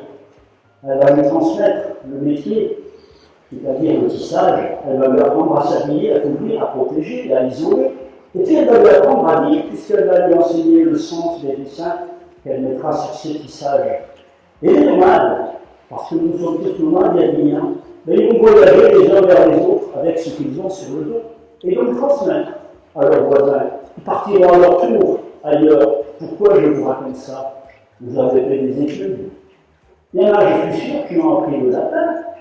Si je posais, je ne pas une interro, moi j'en ai pas fait naturellement. Et si je vous disais, qu'est-ce que ça veut dire textus en latin? Ben, vous allez dire, ça veut dire tissage. Ou alors vous allez dire, ça veut dire texte. Ah ben mince, ça veut dire les deux à la fois. Ah, mais alors je comprends, tisser des liens, ce que nous sommes en train de faire. Eh bien oui, le nomade voyageur avec ce qu'il a dit à travers le textus, ce qu'il a tissé. Je ne sais pas si un jour vous avez raisonné comme ça. Mais voilà, d'un seul coup, vous vous dites, mince, mais alors, tout à l'heure on avait un avocat, je sais que de temps en temps, il parle de la trame de leur plaidoirie. Ah oui, mais moi qui sera, je sais pourquoi il dit ça. Tout le monde comprend pourquoi il le dit. Mais la trame dans le tissage, c'est bel et bien ce qui sert à faire les dessins. Et puisque le dessin veut dire des choses, ah ben voilà, la trame de mon discours, je la comprends aussi. Ça veut bien dire que j'organise ce que j'ai à dire. Vous voyez pourquoi je suis passionné de mon métier? C'est parce que plus le temps a passé, et plus ce que ce vieux maître me disait lorsque j'étais gamin, a résonné fort, fort, fort. Parce que tout me paraissait magique. Mais si je vous disais, je ne sais pas si on a des gens de couleur, mais M. Hafiz m'a dit un jour, Michel, tu sais que toi aussi tu es un enfant du métissage? Je lui ai répondu, ça va pas, non? Oh, mon père, ma mère, ils sont blancs. Vous savez comme si c'était. Et il sourit en me disant, et pourtant, Tu me parles de leur peau, moi je voudrais te parler de leur sang. Et chez nous, on revient quand on marie des gens. On mélange les couleurs. Et ça devient métissage en latin, âge, acte de métisser, mélanger, métisser. Et on fait métissage comme ça pour dire qu'ils vont se marier. En se mariant, ils vont donner la vie. Et on est tous des enfants du métissage. Pourquoi j'ai voulu dire ce mot ce soir avec autant de force? C'est que nous sommes dans l'universel. Je viens d'entendre Marie, ça m'a fait plaisir d'entendre ça, puisqu'elle a voyagé beaucoup, elle a traversé les pays, et elle a parlé de ce métissage culturel, émotionnel, la rencontre avec l'autre. Mais tisser des liens avec un fil, avec le mouton qu'on a tendu. Parce que mon maître m'a dit, Michel, fais-moi voir ce que tu sais faire déjà. Je lui dis, monsieur, donne-moi du fil. Il me donne du fil. Et je lui démontre mes connaissances. Je lui fais voir un nœud comme ça, un nœud comme ci, en me servant des noms savants, des noms savants, pardon, le turbat, le semi-bat, bref, oh, il est très étonné, il me dit, ah, Michel, mais tu sais tout déjà. Mais qu'est-ce que je vais t'apprendre? Je dis, oh, monsieur, je suis venu là, vous vous rendez compte, le voyage, tout ça, la séparation, 2 ans, je vais passer vers vous. Et il me dit, ah, peut-être. Tu m'as demandé le film tout à l'heure. Tu connais le film? Ben, monsieur, pourquoi vous me dites ça? Je dis, non, tu connais. Ben, je dis, monsieur, le film, on l'achète. Ah, je vais t'apprendre à tondre le mouton. C'est ça la leçon de la vie. Commencer par tondre le mouton pour pouvoir sortir le fil, exploiter, construire, bâtir, dire, transmettre. Transmettre, c'est mon métier, celui de la transmission. Parce qu'encore une fois, vous êtes tous des apprentis.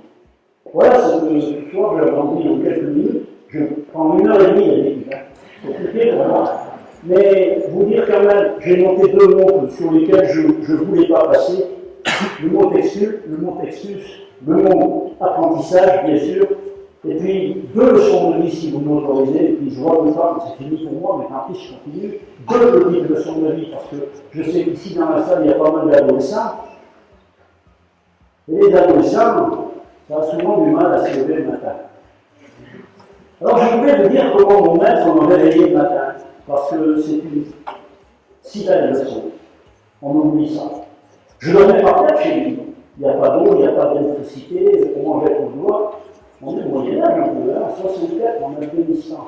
Je dors par terre et monsieur Affiz tous les matins avec le même rituel et les mêmes mots me tape dans le cul gentiment avec son pied pour me dire, comme s'il y avait fait dans la maison, vous savez, c'est urgent de se lever là. Michel, ça y est, c'est jour. Allez, arrête de voler ta vie. Arrête de voler ta vie. Alors, ça va, au moment. Au bout de quelques semaines, je ne sais plus maintenant vous dire, mais je me suis un petit peu fâché. J'ai dit, oh putain, c'est bon. On n'est pas à 5 minutes pour préparer des tapis, des semaines à boucher des petits trous. On n'est pas obligé de se lever à 5 minutes près, quoi. Mais tu n'as pas compris pourquoi je fais ça. Ben, c'est pareil, en France, on dit qu'il ne faut pas perdre son temps. Ah non, tu n'as pas compris. Tu sais, Michel, perdre son temps, c'est un grand bonheur. C'est un immense bonheur. Moi aussi, j'aime beaucoup ne rien faire. Penser, réfléchir, regarder la nature. Quel bonheur de ne rien faire. Ah, monsieur, mais alors pourquoi vous me réveillez le matin comme ça? Et un fils de sourire et de me dire, Michel, si je te laisse dormir, alors le bonheur de rien faire, tu ne le connais pas. Eh bien, pourquoi je vous dis ça?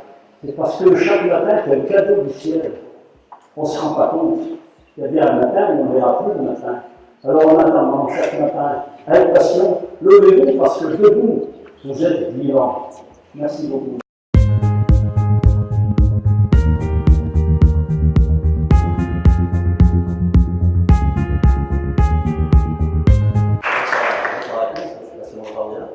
Je vais commencer par vous raconter une histoire que j'ai lue dans un livre quand j'étais jeune.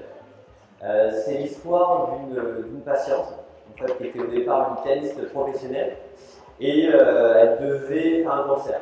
Et au dernier moment, le chef d'orchestre décide de changer l'œuvre qui va être jouée. Donc la pianiste s'isole, elle veut réviser le morceau de musique et quand elle ouvre la partition, elle lit très bien le texte et par contre les notes elles ne veulent plus rien dire pour elle. Donc elle est un petit peu inquiète Le concert malgré tout se passe très bien, elles ont toute mémoire parfaitement bien, et puis les troubles disparaissent. Et puis quelques mois plus tard, les troubles réapparaissent, et ça de plus en plus souvent. Donc elle va voir un ophtalmo qui lui dit bah, on va changer les lunettes. Elle va voir un deuxième, parce que ça n'arrange absolument rien. Et au final, j'abrège parce que ce processus dure plusieurs mois. Elle va voir un neuro-ophtalmologue qui lui dit je sais ce que vous avez. La patiente avait en fait un Alzheimer visuel, c'est-à-dire c'est pas un problème au niveau des yeux, c'est un problème au niveau du cerveau qui voit. En écoutant la patiente, c'est-à-dire en prenant 10 minutes pour que la patiente explique ce qu'elle avait, le neuro-ophtalmologue avait fait un diagnostic et lui a dit je sais ce que vous avez, il lui a fait les examens, la patiente a été diagnostiquée et traitée. Donc c'est cette histoire qui m'a fortement impressionné quand j'étais plus jeune, et il se trouve que j'ai été confronté après à ce type de patient. Donc je suis le docteur Luc Jean-Jean, je suis à la fois neuro-ophtalmologue au CHU de Nîmes et je suis également rééducateur basse vision à l'Institut Armand, qui est une clinique limoise également. Donc quand j'étais lycéen, mon rêve c'était d'être médecin. Donc j'ai passé le concours de médecine, j'ai pu avoir l'internat et puis j'ai bougé un petit peu, j'ai travaillé dans les hôpitaux de Nîmes, de Montpellier. Et puis au final, je voulais faire de la rétine, être chirurgien rétinologue, donc je suis monté à Paris voir ce qui se faisait de mieux en France et en Europe. Bon, c'était très bien, c'était très long, très impressionnant. Et puis, il y avait des sessions de formation complémentaires, le soir. Et là, j'ai eu la révélation. J'ai vu le neuro-ophtalmologue qui nous a présenté des cas extrêmement complexes. C'est-à-dire, c'est des gens qui commencent à voir double. Et juste avec l'examen clinique, la neuro-ophtalmologue faisait des diagnostics d'anévrisme cérébraux en train de disséquer, pathologie vraiment potentiellement mortelle, avec un point d'appel visuel. Elle présentait également des cas de baisse de vision qui auraient des scléroses en plaques.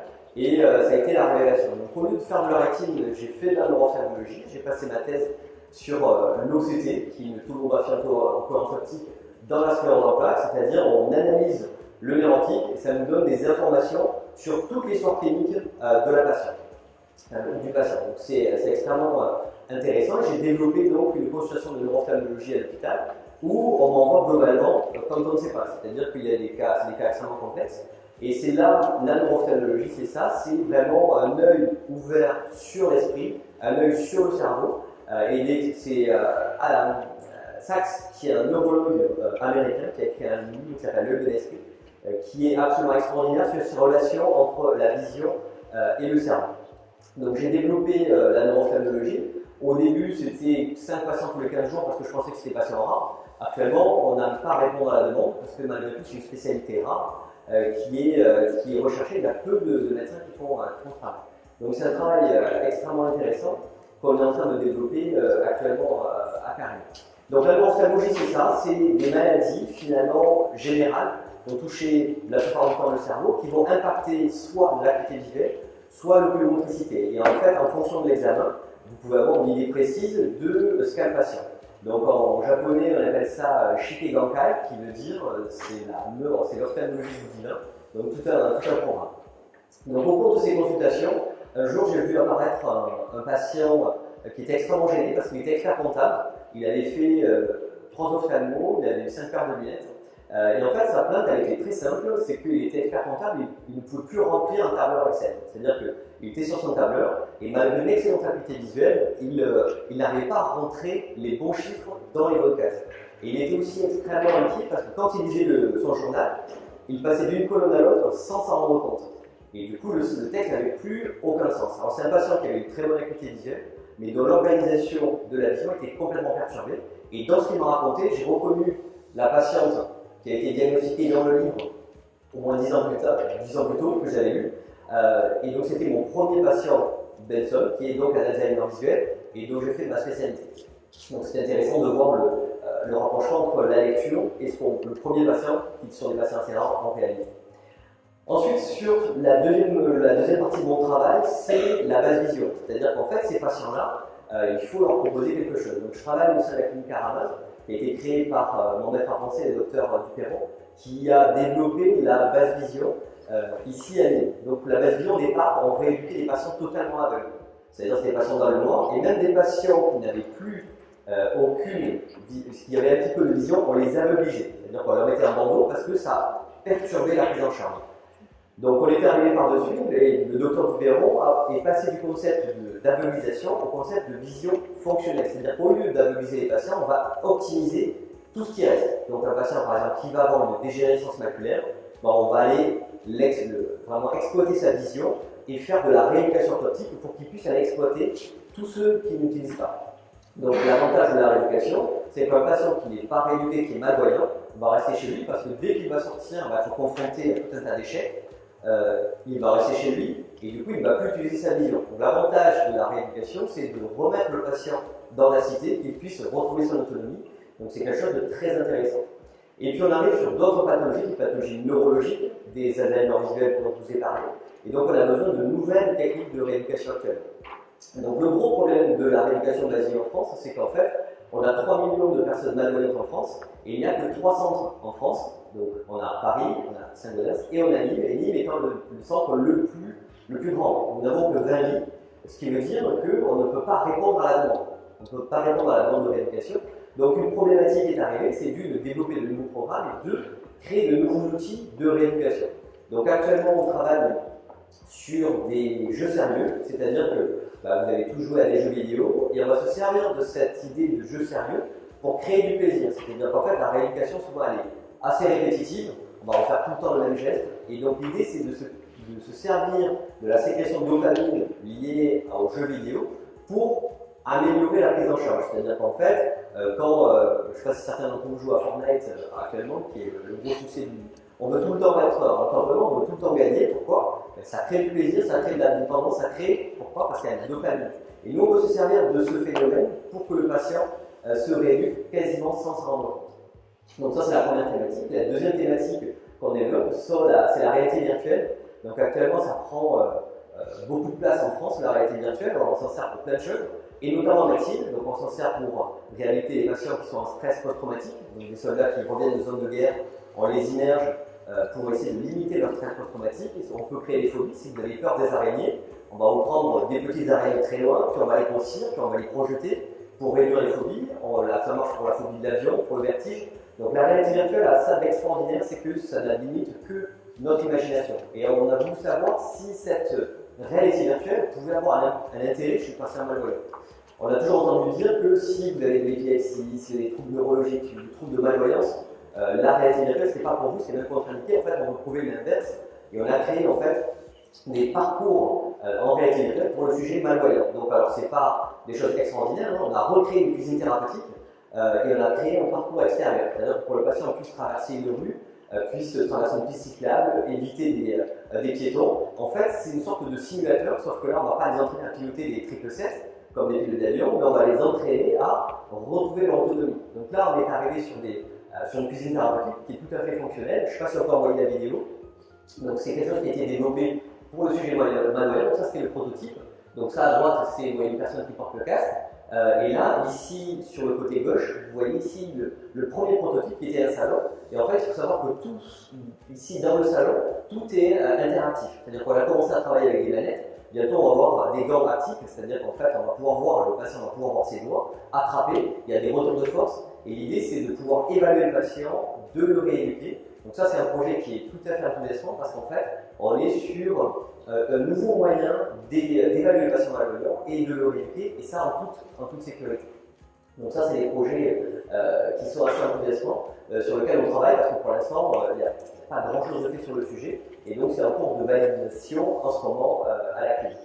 Donc ce que je voulais dire, voilà, on peut arrêter sur la vidéo.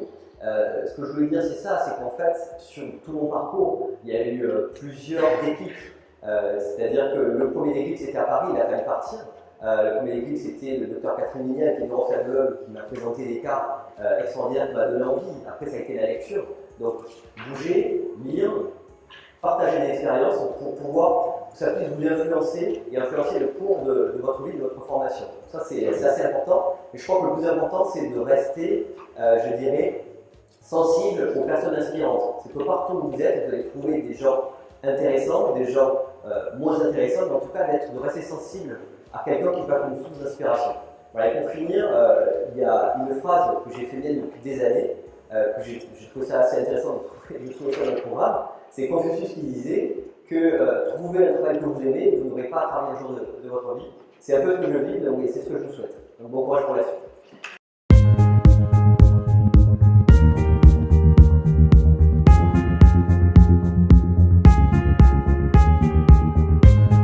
Merci beaucoup. Bonjour à toutes et à tous. Vous voyez, l'idée aujourd'hui, c'est mon métier, ma passion. Mais vous voyez pourquoi j'aime ce métier? Parce qu'il n'y en a pas d'autre comme celui-là où on est capable d'arriver 2 minutes avant et repartir 2 minutes après pour pouvoir parler avec vous, et ce, même si les trains sont parfois en retard. En tout cas, je veux dire que je suis très heureux d'être ici avec vous sur cette thématique, mon métier, ma passion. Et c'est vrai que c'est un peu paradoxal que d'avoir finalement un homme politique pour parler à la fois d'un métier, alors que l'engagement politique n'est pas un métier, c'est une mission ou une vocation, et puis de parler d'une passion au moment où finalement les hommes politiques n'ont jamais été autant décriés ou rejetés dans notre pays. Et qu'il nous faut effectivement échanger et parler justement avec vous de cette passion et de ce parcours politique et de cet engagement aussi au-delà de ça. C'est vrai qu'il faut être un peu fou aujourd'hui pour s'engager en politique dans le monde qui nous entoure. Rejet total des hommes politiques, crise de confiance majeure, crise de l'impuissance publique même par moment, et puis sentiment soit d'inutilité, soit d'insuffisance, soit d'un monde politique finalement qui rassemblerait tous les travers de la société française. Ça, c'est l'image que souvent on nous véhicule, souvent on comporte. Mais au-delà de ça, il y a aussi des femmes et des hommes qui s'engagent pour la politique. Des femmes et des hommes qui s'engagent pour vouloir changer le monde tout simplement, pour vouloir changer les choses et pour porter des idées et porter des conditions. Et c'est cela que je voudrais vous raconter à travers mon histoire tout simplement et mon parcours. Vous savez, c'est vrai que moi je crois beaucoup à l'engagement, et je crois que pour faire de la politique, d'abord et avant tout, il faut avoir cette passion de l'engagement. La passion de l'engagement, c'est d'abord celle qui consiste à donner du temps aux autres, à croire aux autres, et à croire tout simplement à ce qu'on puisse changer les choses et changer le monde et la société française, bien entendu. Cette passion d'engagement, je l'ai eue assez jeune, et pourtant dans un milieu familial où je n'ai même pas un seul élu, ne serait-ce que conseiller municipal dans mon entourage familial. Alors qu'est-ce qui fait qu'à un moment donné, on pousse à s'engager en politique, alors même qu'on n'est pas issu justement d'un sérail d'élus, qu'ils soient nationaux ou locaux? Mais d'abord, c'est cette volonté d'échanger avec les autres. Moi, je me souviens, j'avais une famille de gauche, tout le monde était à gauche dans ma famille. Mon grand-père était espagnol, communiste espagnol au moment de la guerre de Franco, venu en France à Saint-Étienne, mineur à la Ricamarie, et puis bien sûr, famille où mon père était le dernier des 7, et on était tous de gauche. Ma mère assistante sociale, mes grands-parents profs, et donc forcément de gauche, si on en croit les présupposés.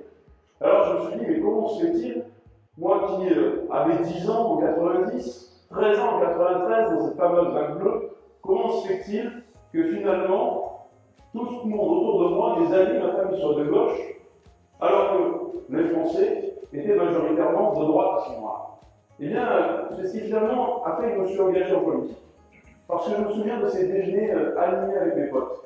Je me souviens de ces échanges animés dans les repas de famille. Et moi, j'aime l'esprit de contradiction. J'aime le débat. Et donc, je me suis positionné à droite. Et j'ai défendu ces convictions dans un milieu qui était plutôt un milieu de gauche. Et je crois que c'est d'abord ça, la politique. C'est accepter la contradiction, c'est accepter la différence, c'est accepter l'échange, c'est accepter, bien entendu, le dialogue, et c'est accepter de pouvoir confronter des idées les uns avec les autres. Et c'est cela qui a été le fondement de mon engagement. D'abord, effectivement, comme délégué de classe au collège, et puis ensuite au lycée, et puis par la suite, un engagement un peu plus politique. Il vous faut effectivement cette vocation, il faut un déclic. Je pense qu'il faut aussi un certain nombre d'événements marquants qui font qu'on donne du sens à l'engagement politique. Et moi, l'événement qui m'a frappé, qui m'a marqué parce que j'étais avant tout pour des images, c'est bien sûr la chute du mur de Berlin en 1989. J'avais 9 ans au moment de la chute de ce mur. Et quand à 9 ans, vous voyez l'Allemagne, qui est le pays juste à côté de nous, qu'on a appris dans le livre d'histoire et de géographie, et qu'on voit ce mur s'effondrer, qu'on voit ces images à la télévision, forcément on s'interroge. On se dit, mais voilà, quel est le sens de la politique? C'est celui-là, c'est de pouvoir faire en sorte qu'on puisse parfois, parce qu'on croit à un idéal commun, parce qu'on croit à un monde meilleur, parce qu'on croit qu'on peut construire un avenir ensemble, il y a des murs qu'on peut faire tomber, il y a des barrières qu'on peut franchir, et il y a des obstacles qu'on peut surmonter. Et c'est ça la réalité. Et c'est ça que, finalement, qui m'a poussé à m'engager dans la vie politique. Cette chute du mur de Berlin, cette volonté de croire en l'Europe. Et l'Europe a été tout le long et sera toujours le fil rouge de mon engagement. Je me suis engagé à l'UDF à l'époque, parce que il y avait cette fibre européenne. Et à un moment où cette Europe est tant décriée, tant galvaudée, certainement qu'il y a beaucoup d'erreurs, certainement qu'il y a beaucoup d'imperfections, mais on lui demande tellement, on lui demande surtout de faire ce que nous ne faisons pas. Mais la réalité, c'est que n'oublions jamais que cette Europe-là, elle a été faite pour assurer la paix et la liberté entre les peuples européens. Elle a été faite sur le triptyque pain, paix et liberté. L'indépendance alimentaire, la paix et la liberté entre les peuples européens. Et je trouvais que c'était un bel engagement de s'engager en politique avec cet idéal européen-là, avec le fait que ce drapeau européen ne remplace pas le drapeau français, mais participe au contraire à la force du drapeau français. Et cet engagement, il est encore vivace, bien sûr, aujourd'hui, et il a jalonné mon parcours politique. Parce que pour moi, ça a été un déclic avec cet événement, parce qu'ensuite, j'ai été chez les autres Européens, et puis j'ai eu la chance, grâce à certains comme Yvon et d'autres, de pouvoir devenir député européen. Et pour moi, c'est une fierté, mais aussi une grande responsabilité. Quand vous êtes député européen à 29 ans, j'étais le plus jeune parlementaire français, rassurez-vous, ça ne dure pas, mais il faut en profiter dans ce moment-là, et vous dire que c'était une immense fierté que de rentrer dans ce Parlement européen à Strasbourg, et puis bien sûr une partie également à Bruxelles, pour défendre nos convictions et nos idées. Et c'est comme cela, finalement, que je suis rentré en politique. J'ai été président national des Jeunes Centristes, conseiller municipal dans une petite ville, pas loin d'ici, à Anvers, où on a gagné de 16 voix, et puis la baraka, ça compte un petit peu aussi en politique. Et puis, c'est pas le président de la République qui va dire le contraire. Et puis, au-delà de cela, je crois que ce qui est essentiel, c'est effectivement de savoir pourquoi on veut aller en politique, qu'est-ce que l'on veut faire. Ce qui m'a plu dans cet engagement, c'est justement cette approche pluridisciplinaire.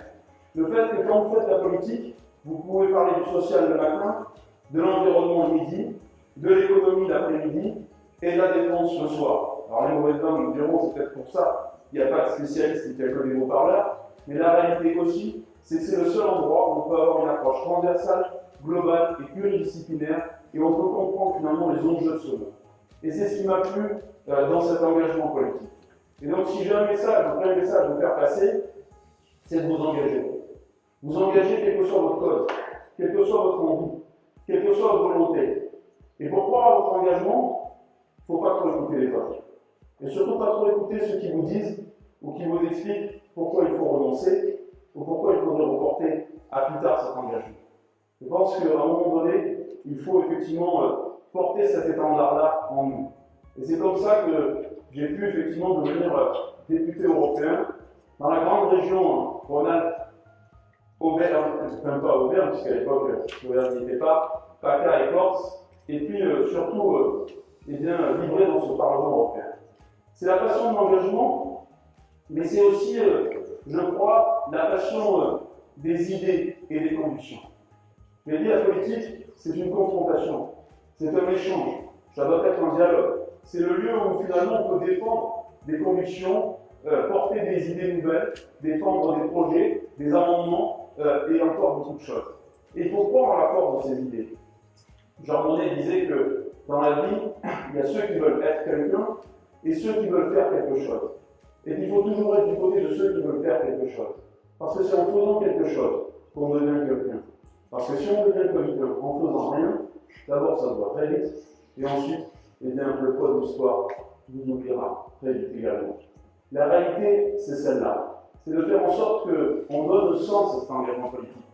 Et ce qui n'est pas facile aujourd'hui, à l'ère de la médiatisation accrue, à l'ère du love story politique permanent, à l'ère finalement du scoop perpétuel, à l'ère où il faut réagir plus vite que l'information. Il est difficile parfois de prendre la respiration, de prendre du recul et d'essayer de comprendre pourquoi on doit porter, je dirais, des enjeux, pourquoi on doit porter des idées et un projet politique. Et pourtant, cette respiration-là, elle est pour moi indispensable et nécessaire. Elle est nécessaire de s'inscrire dans l'action et dans la quotidienneté de l'action, parce qu'un homme politique qui n'agit pas n'est pas un homme politique, c'est un homme de pensée et de réflexion, mais pas un homme politique. Mais un homme politique qui agit sans penser, c'est un homme politique finalement qui ne donne pas du sens à son action en tant que telle. Et que donc il est très important de pouvoir inscrire cette action dans une réflexion et dans un corpus de pensée et de valeurs. Et pour moi, c'est quelque chose de fondamental que d'avoir cette passion des idées. Et puis bien sûr, c'est aussi la passion des gens. Ça peut vous paraître bizarre de vous dire ça, mais je pense que pour s'engager en politique, il faut aimer les autres. Parce que là aussi, sinon ça se voit. Et ça se voit très vite. Quand l'ambition, finalement, supplante tout le reste. Bien sûr qu'il faut être ambitieux. Il ne s'agit pas, pour moi, de vous dire le contraire. Mais il faut comprendre qu'on a envie de servir des causes. On a envie d'améliorer le quotidien, de porter une espérance nouvelle pour l'ensemble des gens qui l'on sert, ou en tout cas qui nous ont fait confiance. Cette passion des gens, je l'ai découverte quand je suis rentré à l'Assemblée nationale. Parce qu'après avoir été député en 2009, je suis devenu député européen en 2009, je suis devenu député de l'Ain en 2012. Et là, quelle aventure!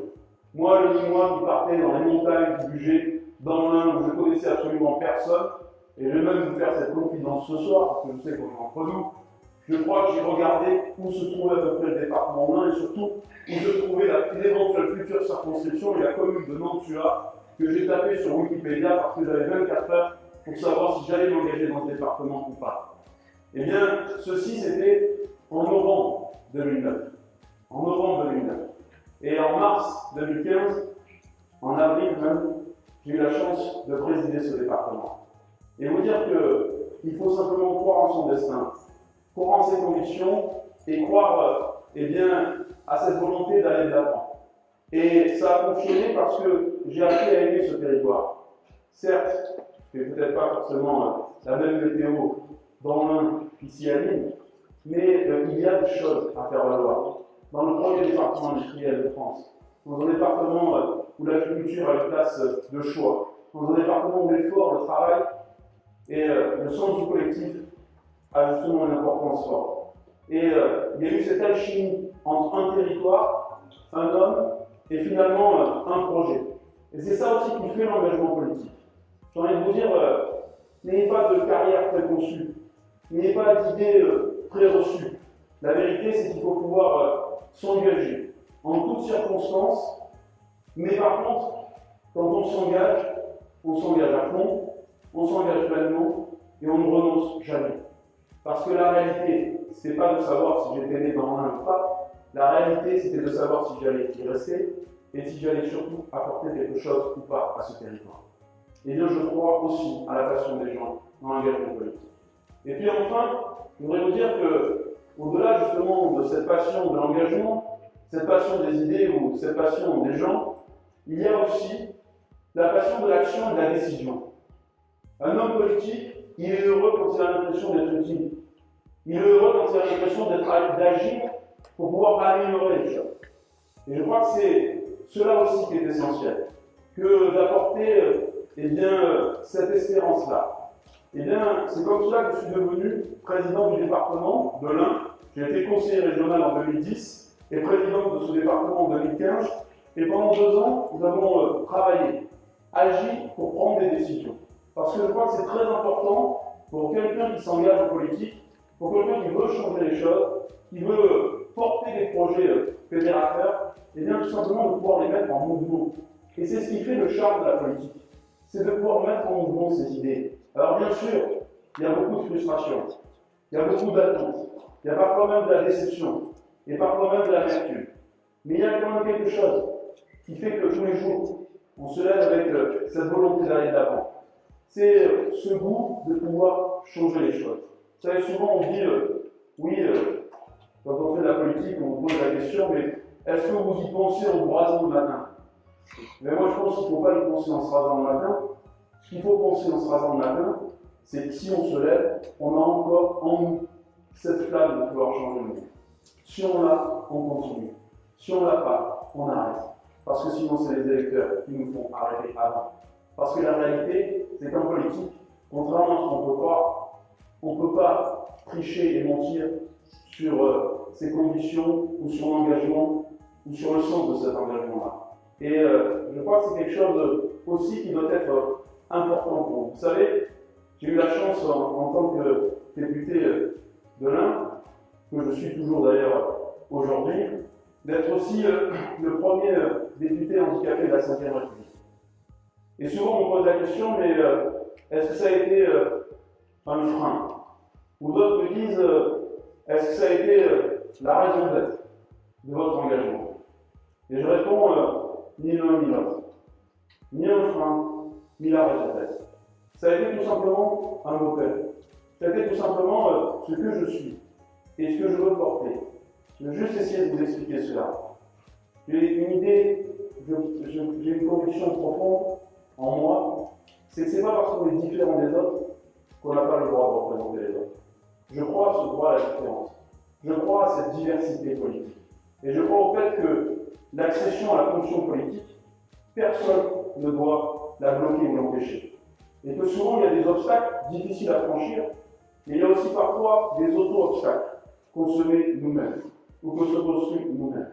Eh bien, je pense que tout notre engagement, quel qu'il soit et quel que soit le vôtre, va consister justement à lever ces obstacles et à les porter. Eh bien, tout ça pour vous dire que je crois que la politique, c'est finalement ce qu'il y a, c'est l'humain, avec ses défauts, avec ses qualités, avec ses interrogations, avec ses certitudes parfois, avec ses convictions toujours, et avec sa volonté d'avancer et d'aller de l'avant. Je voudrais terminer simplement en vous disant que s'engager en politique et faire de la politique une passion, à défaut d'être un métier, parce que vous avez bien compris qu'aujourd'hui, il fallait d'abord que ce soit une mission, une vocation et une passion, eh bien, il faut tout simplement avoir le courage et l'audace. Et c'est le message conclusif que je voudrais vous faire passer. Nous sommes dans un pays où on n'a plus la culture du risque. Nous sommes dans un pays où on n'a même plus la culture du succès, parce que celui qui réussit est forcément un voleur. Et nous sommes dans un pays où on n'a plus la culture de l'échec, parce que celui qui échoue est forcément un moins que rien. Eh bien, faisons en sorte, dans notre pays, la France, de retrouver ce goût du risque, cette culture de l'échec, parce que c'est dans l'échec que l'on grandit et que l'on comprend le sens de la victoire. Donnons confiance à celles et ceux qui veulent remonter sur le cheval. Et ayons aussi, bien sûr, cette culture du succès. Alors, n'oubliez jamais ces mots de René Char, qui disait tout simplement impose ta chance, serre ton bonheur et va vers ton risque. À te regarder, ils s'habitueront. Alors, ce que je vous souhaite, c'est qu'on vous regarde longtemps et si possible, tout votre vie. Merci.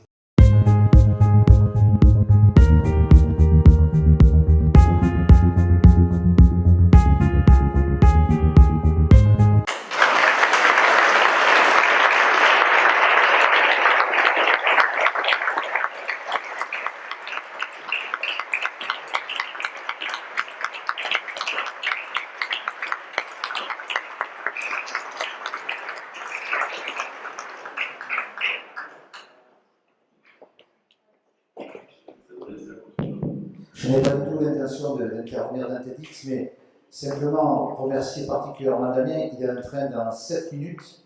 Alors bien avant qu'il a 5 minutes de retard, donc tu vas l'avoir. Bon retour sur Lyon. Fantastique. Merci Damien.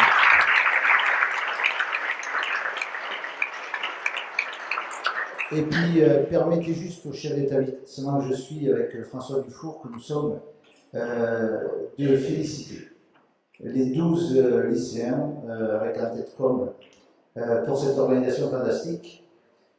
Si on a vu intervenir, je crois qu'on n'a même pas besoin de parler, puisqu'on comprend pourquoi ce métier est une passion pour nous, parce que c'est extraordinaire au quotidien de vivre des choses comme on a vécu ce soir, avec des jeunes qui sont venus nous voir un jour avec cette idée-là.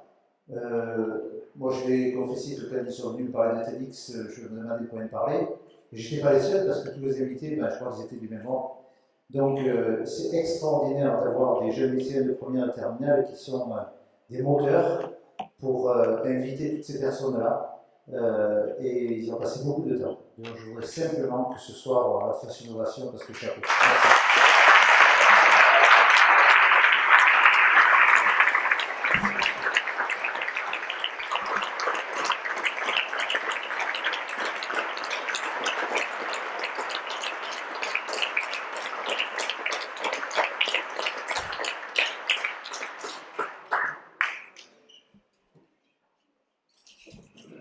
Merci beaucoup, merci Monsieur Lachaud. Je voudrais commencer d'abord par remercier tous nos intervenants ce soir qui ont pris du temps pour venir nous parler et nous procurer leur passion.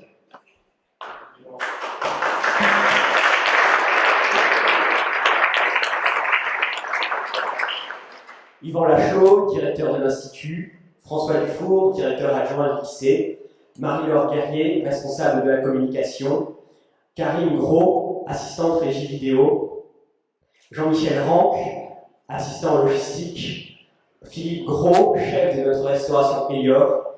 Vous nous avez fait confiance, vous nous avez aidés pour notre conférence. Nous voulons tous vous remercier, du nom du BDL.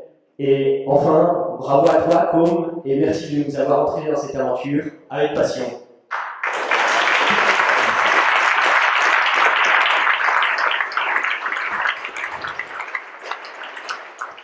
Merci beaucoup. Je voudrais aussi remercier toutes les personnes qui nous ont amené leur aide. Vincent Martin qui nous a aidés depuis le début, Marielle Balade qui m'a aidé pour des soucis techniques, Romain qui est là ce soir pour nous aider à filmer cette intervention. Et puis enfin, je voudrais remercier tous nos sponsors qui sont là et qui nous aident et sans qui cette conférence n'aurait bien évidemment pas été possible. Voilà. Enfin, je voudrais remercier tous les membres du BDL, car aussi sans eux, ça aurait pas été possible.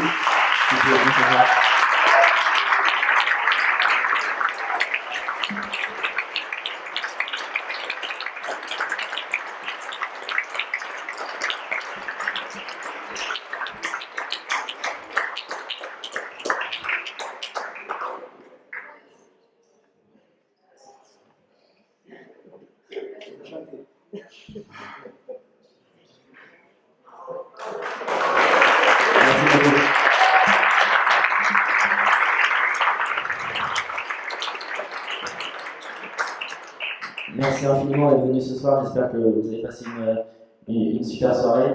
Et il y aura en bas encore quelques rafraîchissements si jamais vous voulez prendre un apéro en bas. C'est encore disponible. Merci beaucoup et à très vite.